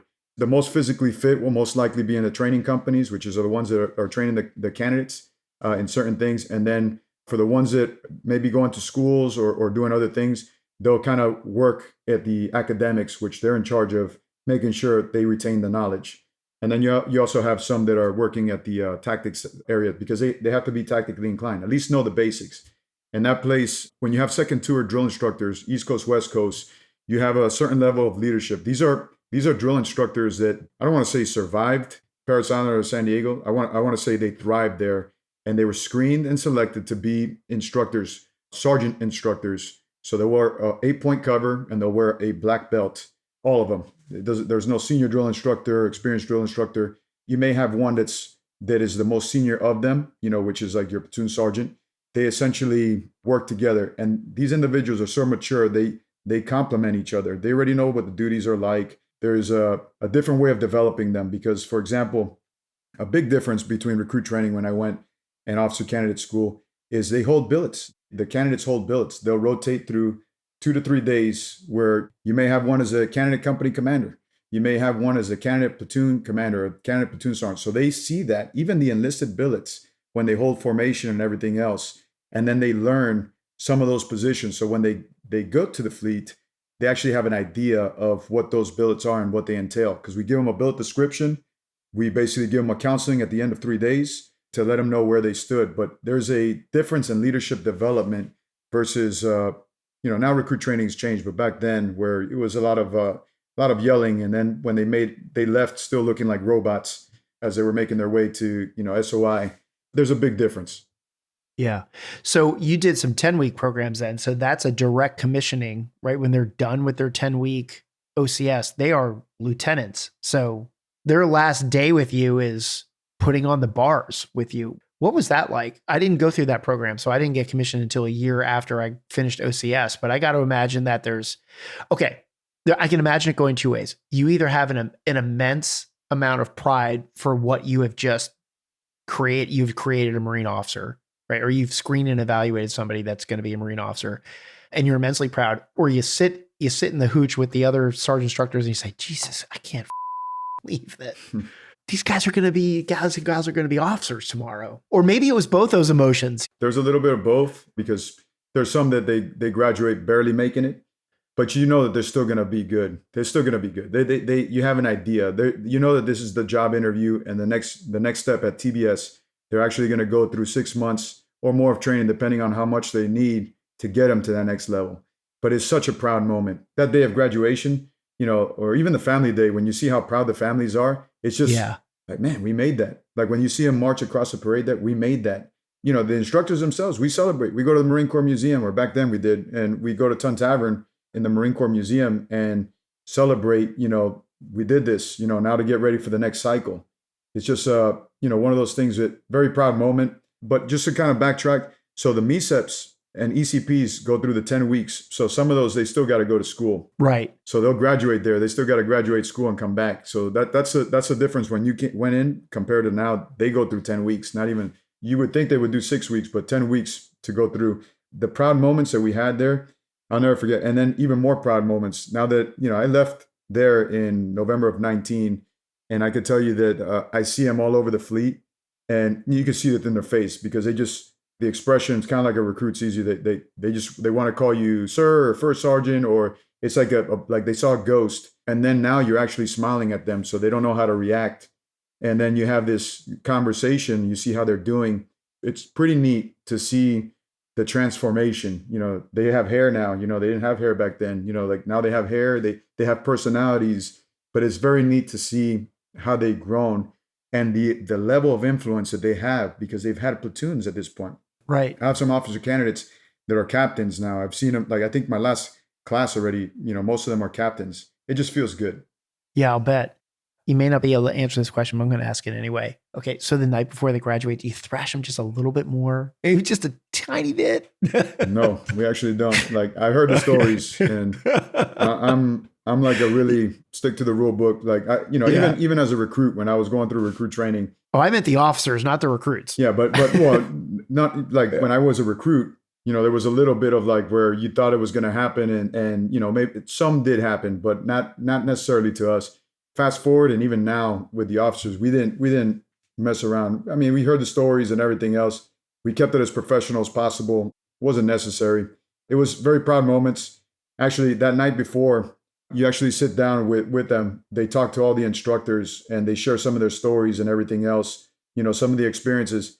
Actually, sometimes they even do what they call a gong show, where they impersonate the instructors, or they kind of go through. And that one, I don't necessarily agree with it, but it worked out for like a roast or something. Like a roast, because there are some funny things that the instructors do, even though they would not like to admit it. Some of their mannerisms and everything else just doesn't look normal when you're yelling a certain way, and there's a loss of bearing. But it's a where they exchange contact information in case they need anything when they get to the fleet. We kind of changed it up. At least when I got there, it felt very professional. No thrashing. I wish I was still in touch with my platoon sergeant and sergeant instructor from OCS. I mean, I don't know. I would love to let them know, hey, here's what I ended up doing. Because there was 45 of us that they graduated that became officers. We lost a couple out of my platoon, which is why I was kind of getting to that question. Sounds about, like it might have been a fall or winter cycle. Actually, I was summer. I was what they called Golf 2. So I was the end of July all the way through August. And it was, Quantico. Oh, man. And you said this before, and I won't belabor the point because this is your podcast, not mine, but I thought officer candidate school was really hard. It was physically very hard. And I have friends who then went as captains, like you said, they finished up EWS or something like that, and they got tagged for going over and being a company commander or a platoon commander for OCS. And I remember them all telling me like, man, OCS is hard now. Like I had to get my ass back in shape to be able to hang with it, because it's pretty damn challenging. But look, Mick Rick may get mad at me for classifying it like this, but you're screening and evaluating people to say, okay, can they become officers? And then you're right, they're going to TBS, and they're really not learning a whole lot at OCS. You're testing them. Whereas down at the depot, you're making Marines there. And it is a little bit different. But so I'm curious if I can now go back to your depot time, and then we'll move on. But Same kind of question. Was there any sort of common characteristic that you saw in the leaders, the hats, that would catch them up and cause them to fail as leaders and get in trouble? Like, what were some of the leadership pitfalls that would come across the hats? So in the fleet, sometimes we call them light switch NCOs. Basically, those that perform when others are looking, but not necessarily behind the scenes. So the performance of the individuals in their or the team that they have is like they see through that and they respond a certain way. Well, in the depot, we call them chow hall killers, where they would turn it up in in the mess hall, or they would turn it up when everybody's looking. But we had our terms. Those were known as lovers. That term lover sometimes fueled individuals to do the wrong thing. And they ended up getting held accountable because they went too far forward with being that chow hall killer, the light switch NCO, that they didn't know how to fix it or get them back on track. So they turned it up doing things that they weren't supposed to do. And those individuals, they usually get held accountable. But if you do it right from the beginning, you set the tone at the beginning and you maintain or you stay constant with that firm fare, with dignity and respect, the outcome will be a well-disciplined platoon. It will be a well-disciplined, well-manufactured unit ready to go. What usually gets them in trouble is that they don't stay consistent with it. They may get complacent after a couple cycles because they think they know it. If you act like you're learning for the first time every time you're doing it, I know sometimes it may seem challenging. Do it like it's your last. Do it like it's the first. Do it like you're never going to have that opportunity again, and do it by the book. It exists for a reason. There's a calculation that at this end it's going to come out this way. Make it happen. Just have the discipline to make it happen. But I think that's where most got caught up. They just didn't know how to get it back on the rails after they conditioned them to essentially not follow certain rules and regulations. I could probably talk for another hour asking you questions about being a drill instructor, because we all come across them, but nobody really knows what's happening behind the curtain when they're getting trained and stuff like that. And it's really interesting. I'll shift gears a little bit because I want to talk about your time in Afghanistan. And I'm wondering if you can comment on or share some or one of those moments, because there's always those singular moments in a person's career when they fully realize the gravity of their command or their influence or their responsibility. I'm just wondering if you can share an experience from your time in Afghanistan where you realized that the gravity of your responsibility at some point. So I can share two quick stories on that one. So like the first time I went to Afghanistan was in 2005, 2006. Basically, Korengal Valley with 1st Battalion, 3rd Marines as a young sergeant. Our platoon got divested to different FOBs. As we go over there, you only have 5 to 7 Marines in one location, and now you're responsible for all the logistics for that FOB. The level of gravity when you're a sergeant of Marines and you have an infantry company there and some change, infantry company reinforced, some change with some great leaders, that challenge is great. But in that deployment, unfortunately, we lost a Marine, and it was one of those that kind of fueled the fire. It was right in the beginning of our deployment. It was very hard as a sergeant, to get my Marines to believe. Like, just picture there's 6 of us and you lose one, and then they give you 2 combat replacements, from another FOB to help you out. Like, you get really close. The challenges of getting everybody, to get back in the game. I put myself on every single convoy, every single mission after that happened to one of our Marines, hoping, secretly hoping that my Marines would be okay. It maybe took a week of going through missions back to back to back until finally 2 of my Marines came to me and said, "Sergeant Rivera, we want to get back in the fight. Can you get us back in the fight?"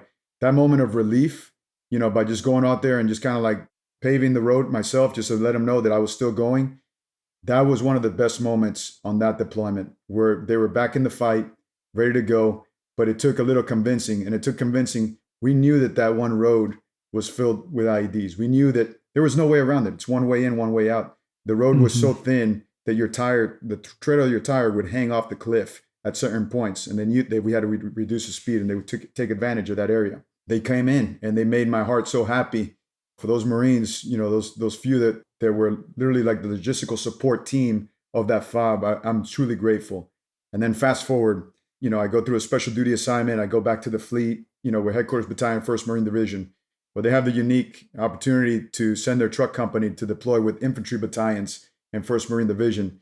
So I get attached to, some of the best Marines that I got to serve with, 2nd Battalion, 7th Marines, with some amazing leadership. And I got told by the sergeant major from the beginning, everybody's coming back. Don't put them in a position where you lose somebody. In his ways, he's going to hold me accountable. Very colorful way of saying it, but I was like, I will not let anybody down. I will bring everybody back. And it was a lot of pressure on that deployment. And I did it like I was running out of time. That's one thing that I remember from that deployment. I was a gunny at the time. Gunnies were platoon sergeants for the truck companies. We would have section leaders that would consist of a staff NCO, but most of the time it was a sergeant or a staff NCO or a staff sergeant because we didn't have many staff sergeants. So we get out there. I got that workup and training to include weekends. I belted them up as high as I could get them because I needed them to build confidence in themselves. Most of them, even Lance Corporals, almost all of them were black belts, with the exception of like 2. I made them read as many books as possible, and we talked about chapters. I never eased off for them when it came to cleaning weapons after a mission, because another mission could pop up at any point. They were so aggressive, I had to hold them back.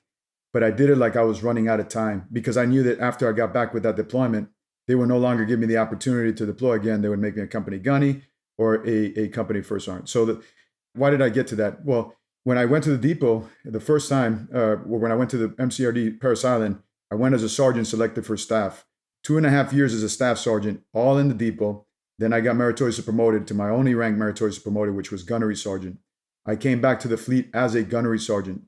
I would think that right there kind of kept me from hanging on my rocker or in the hammock and just kept that motivation going, even as a gunny. I wasn't the gunny that would show up with a coffee cup and just drinking coffee all day while everybody's turning wrenches. I was there with them, and for those Marines that deployed with me at 2-7, I'm sure that they didn't like me at the time because I was applying a lot of pressure. But at the end, when we got back, to include one of my best sergeants that I served with in the Korengal Valley when he was a Lance Corporal, and now he's a sergeant when we go to Sangin, I will never forget the performance that they had there. And we were a well-oiled machine. The unit that would follow us, great unit, but they definitely got tested in combat. Many Purple Hearts. It just wasn't the same. Maybe it could have been the time difference and everything else, but I would like to think that the Marines they were definitely hitting the I believe button. 1, because I didn't give them the choice. And 2, because, I gave them some examples because I was doing it too. Even though it took all of my time. I didn't sleep in a rack in the bunk. I slept in the motor pool because I needed to be ready to go and get them ready. And that was just the mindset. I'll never forget the leadership over there because there was days where I would go to the first sergeant, which is an amazing first sergeant that retired as a sergeant major. I'll throw his name out there. Sergeant Major Joseph Griffin. I definitely appreciate that individual. I spoke to that individual, because there was days where I started journaling on that deployment because I thought I wasn't going to come back.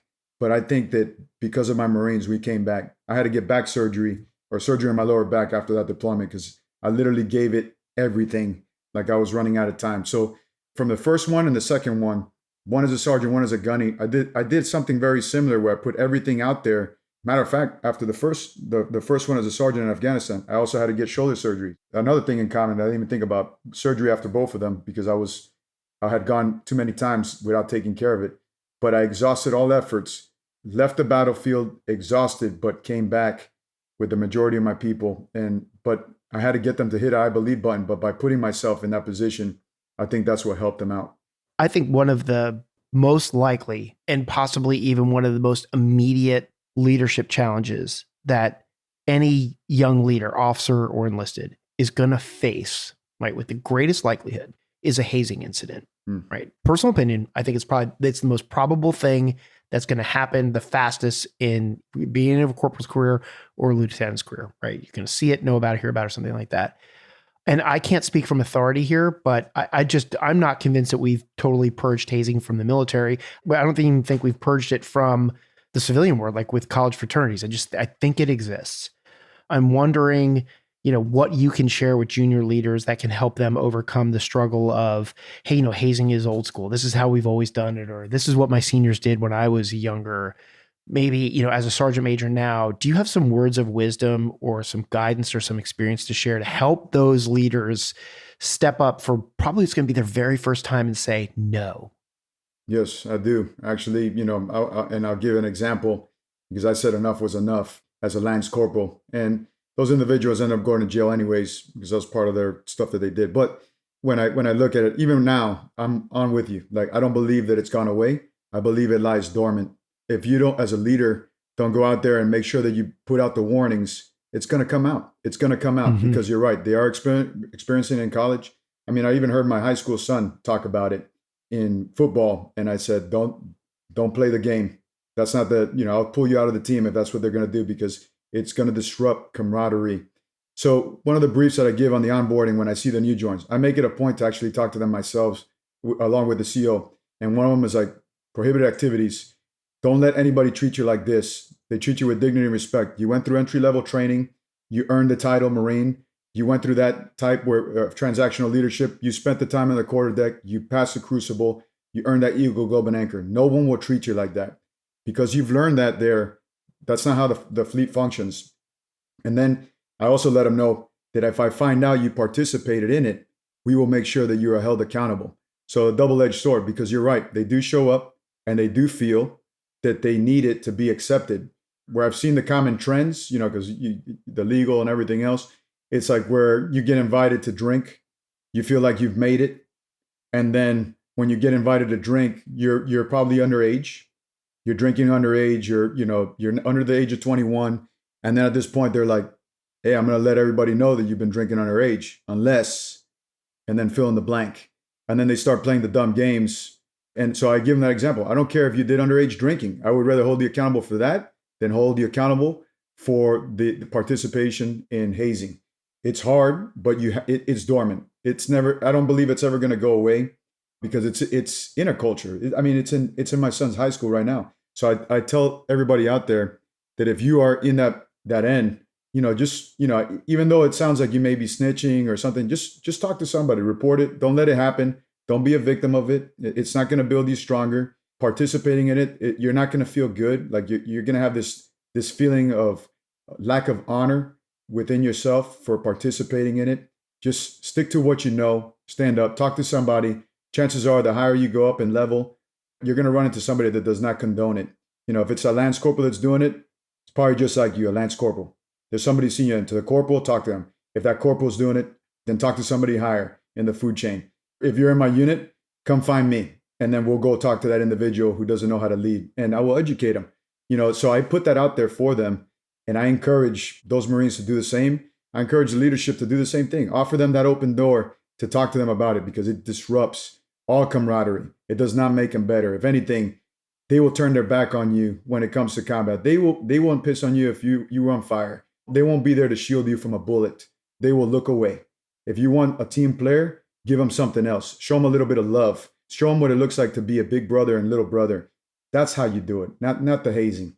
I think it's hard too, because I'm a product of the early 90s and hazing was it was organized hazing, right? So I'm a Gold Wing parachutist. Back in the 90s, you would have a battalion formation, and the battalion sergeant major and the battalion commander were the first two to punch your wings into your chest, and then people lined up behind you, and I could have never imagined in a million years saying like, no, I'm not participating in this. I would have been thrown out of the unit. I would have been laughed out of the unit, as an officer, as a lieutenant, first lieutenant. And I think there's a lot of peer pressure that goes into it too. So it's hard to say no.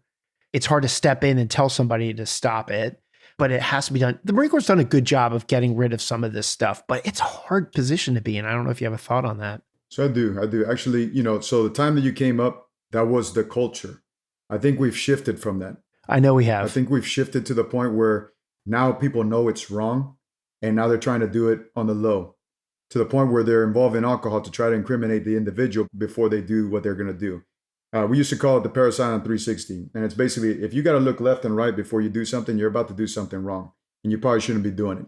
If you're doing it in your barracks and you're trying to hide it from everybody, and you have like a fire watch or interior guard that you've set up yourself to look out for higher ups, you're probably about to do something wrong.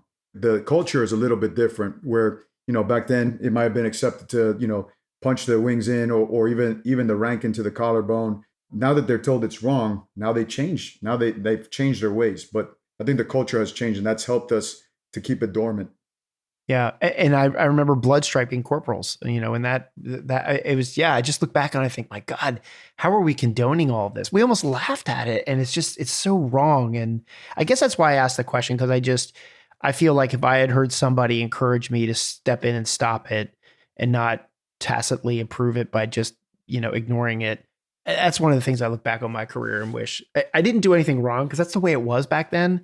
But I look back on it now through the lens of how it is today. And I think, gosh, I really wish that I had stepped in and stopped some of the stuff that I saw when I was younger, and it gnaws at me, which is why I like to ask that question, because I want to give everybody an opportunity to encourage everybody else to do the right thing there. So I appreciate you doing that. Yes, sir. I love asking this question about, especially now, because I just took a flight back from a long trip. I was out in Alaska and was sitting on the plane, and I watched the Top Gun 2, Maverick Return, whatever it's called.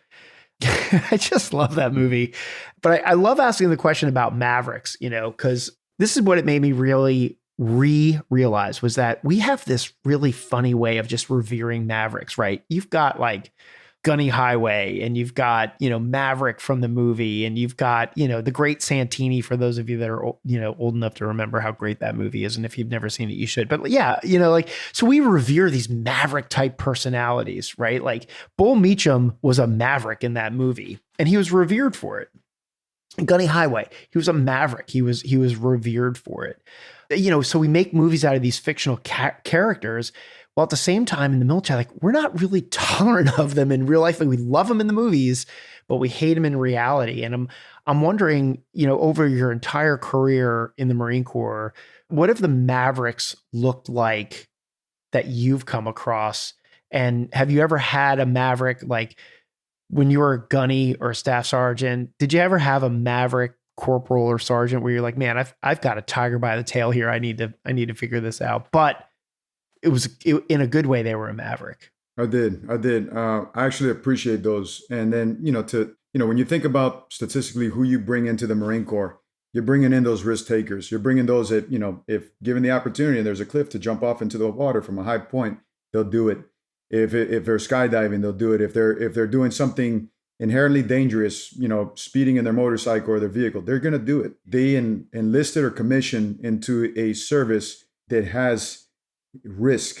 We try to mitigate risk with like the ones that have the training and the responsibility to mitigate it. But you need them. You need them to be able to have that grit. Sometimes they're a little bit annoying, but sometimes they're what you need. And actually, I employ them with their capabilities. Example: Afghanistan. I get told we shouldn't take this Marine. He's not all there. Like, what? I made him my gunner.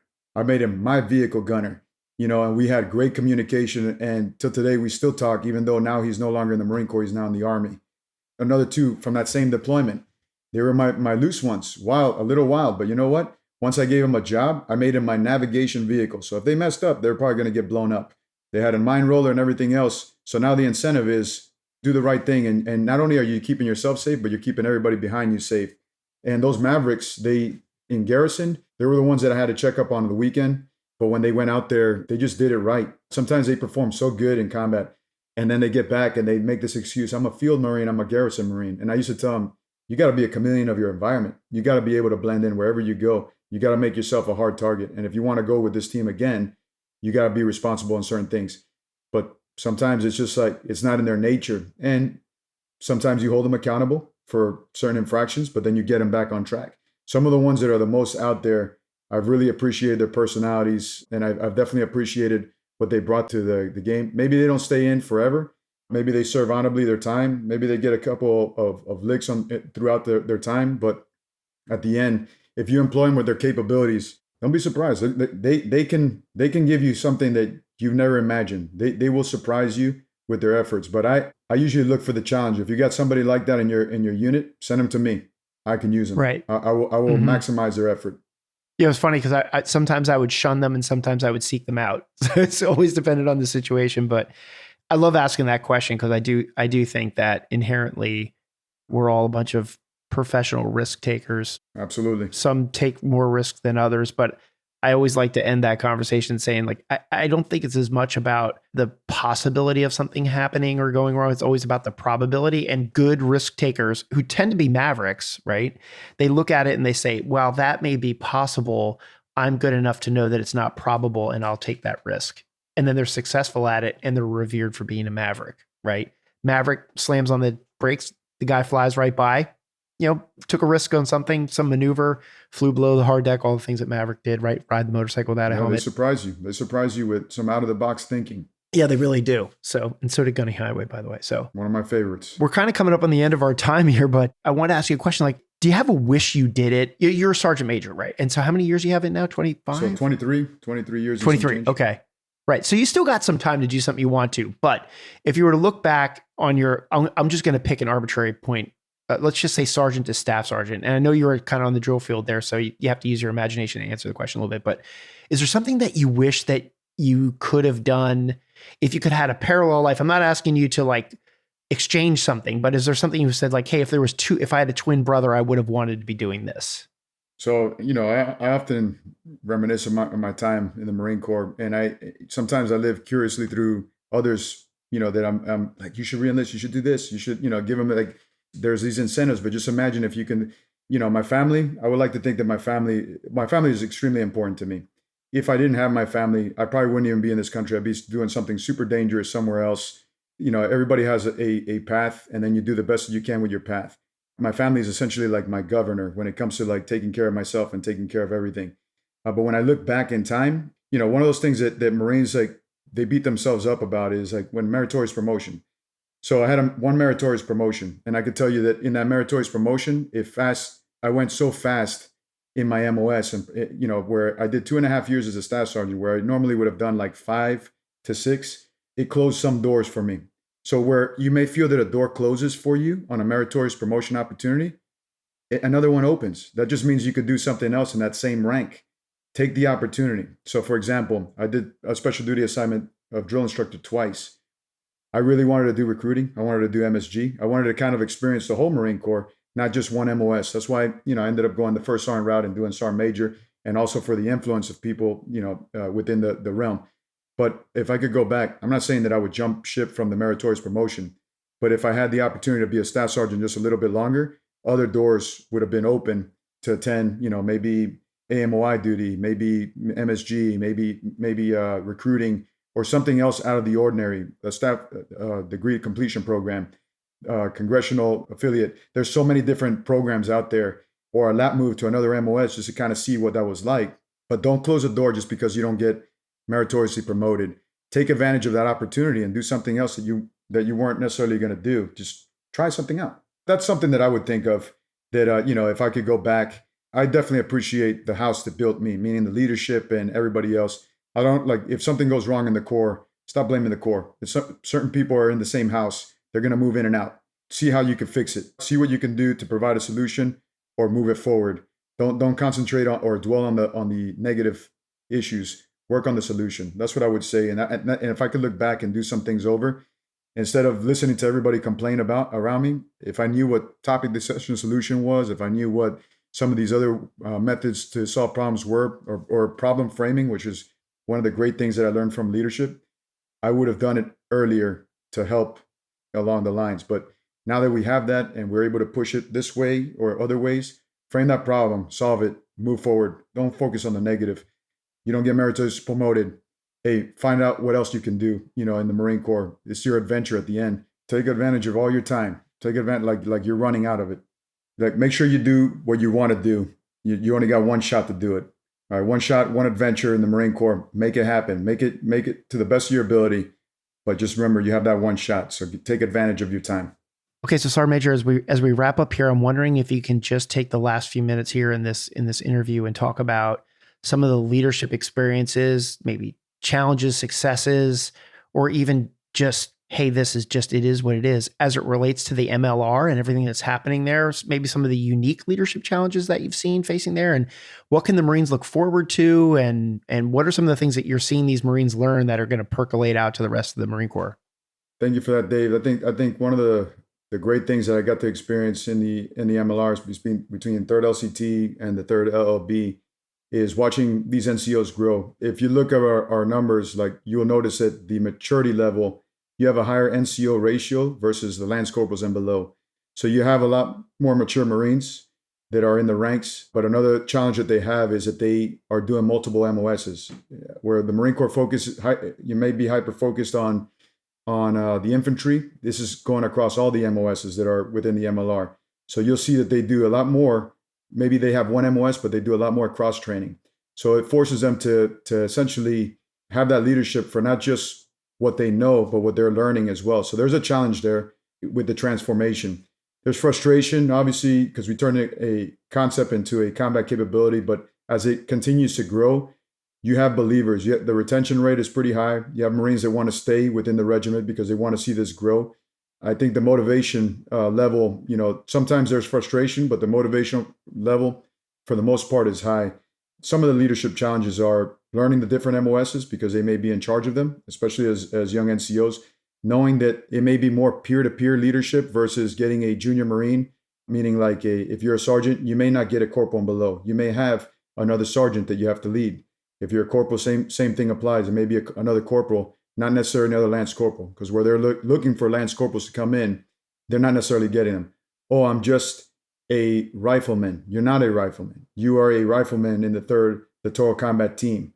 You're a specialized team that has a specific mission. You're a lot more mature for a reason, and you got to be able to do X. You got to change their mindset where they feel like they're the lowest on the totem pole. They actually are pretty significant, and then they're the first to trailblaze doing this. Those are some challenges with the leadership and understanding them, not necessarily convincing them or manipulating, because that kind of sounds negative, but ensuring that they understand that they're appreciated, that there's a lot more work that has to be done. But the MLR, it continues to impress me. As the technology develops, I like to say what my commanding officer currently says. He says paint, and paint means essentially you're painting a canvas with the idea. You may be surprised at the masterpiece that comes out from these Marines and sailors as they come up with these ideas and they bring them to life. Sometimes the painting could feel like it's pulling in different directions, and one thing may grasp, the next thing you know, you end up turning this into life. But I think we're doing so much of that it's taken effect, and some of those things eventually will become program of record and will enhance the force completely. I've seen things in this unit, or these two units, that I haven't seen in my whole career, but it's mainly because of the Marines that are hungry to develop it. The out of the box thinking, that young NCO leadership that is, much appreciated. Some say, oh, old Corps, new Corps. I tell you what, they are so smart today. So smart today. Don't underestimate them. Give them a little bit of leeway, and you'll see they will surprise you.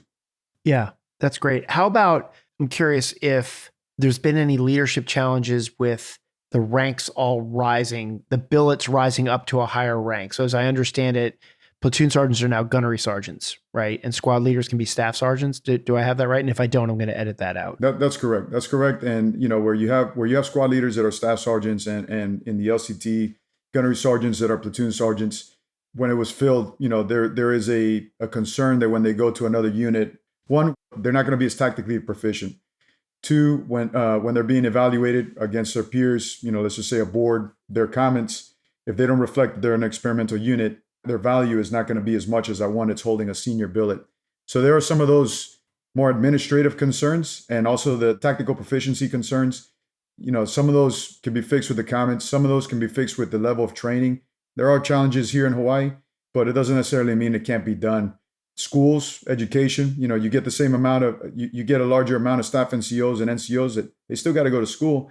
So the budget's going to be a challenge, but that just means they got to capitalize on the seminars, to do the career progression. And then for their MOS progression, they'll get sent to their resident course since they don't have the career school or advanced school here on the MCBH. But those are some of the challenges.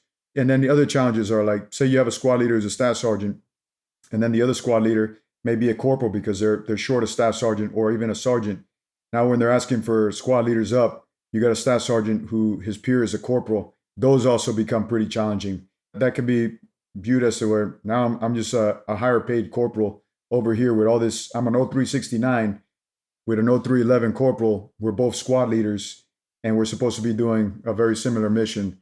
Where's the justice in that? So you have some of those growing pains until we fill those billets, but we're also designed to take casualties and keep on moving. So you always have to, work to know the job above two levels, and you got to be able to take the job of the person who, if somebody gets hit, you got to keep on moving, so a great example would be when they go to schools, you take that leadership role seriously. You do it you have the opportunity, this is your last opportunity to do it. And that's just a muscle you could flex before you actually go and do it for real if something bad happens. But there are some challenges. There's some growing, but those were mainly the concerns. Yeah. That's great. Well, that's a great way to wrap up. Thanks a lot so much. Really appreciate your time. Sergeant Major Chris Rivera out there in Hawaii doing great things with the MLR. And make sure you tell our mutual friend Don Reynolds I said hi and hope he's doing well. And I haven't heard from him in a while, so I know he's probably pretty busy. But Yeah, it's my brother from another mother. He's great people. But thank you, Dave. I appreciate this opportunity to talk a little bit about leadership. people like you that take the time to do this. I wish I got more sergeant majors to come on. I'm trying really hard, but this is all about making the emerging leaders better. So thank you so much for your time. I appreciate it. Sergeant Major Chris Rivera.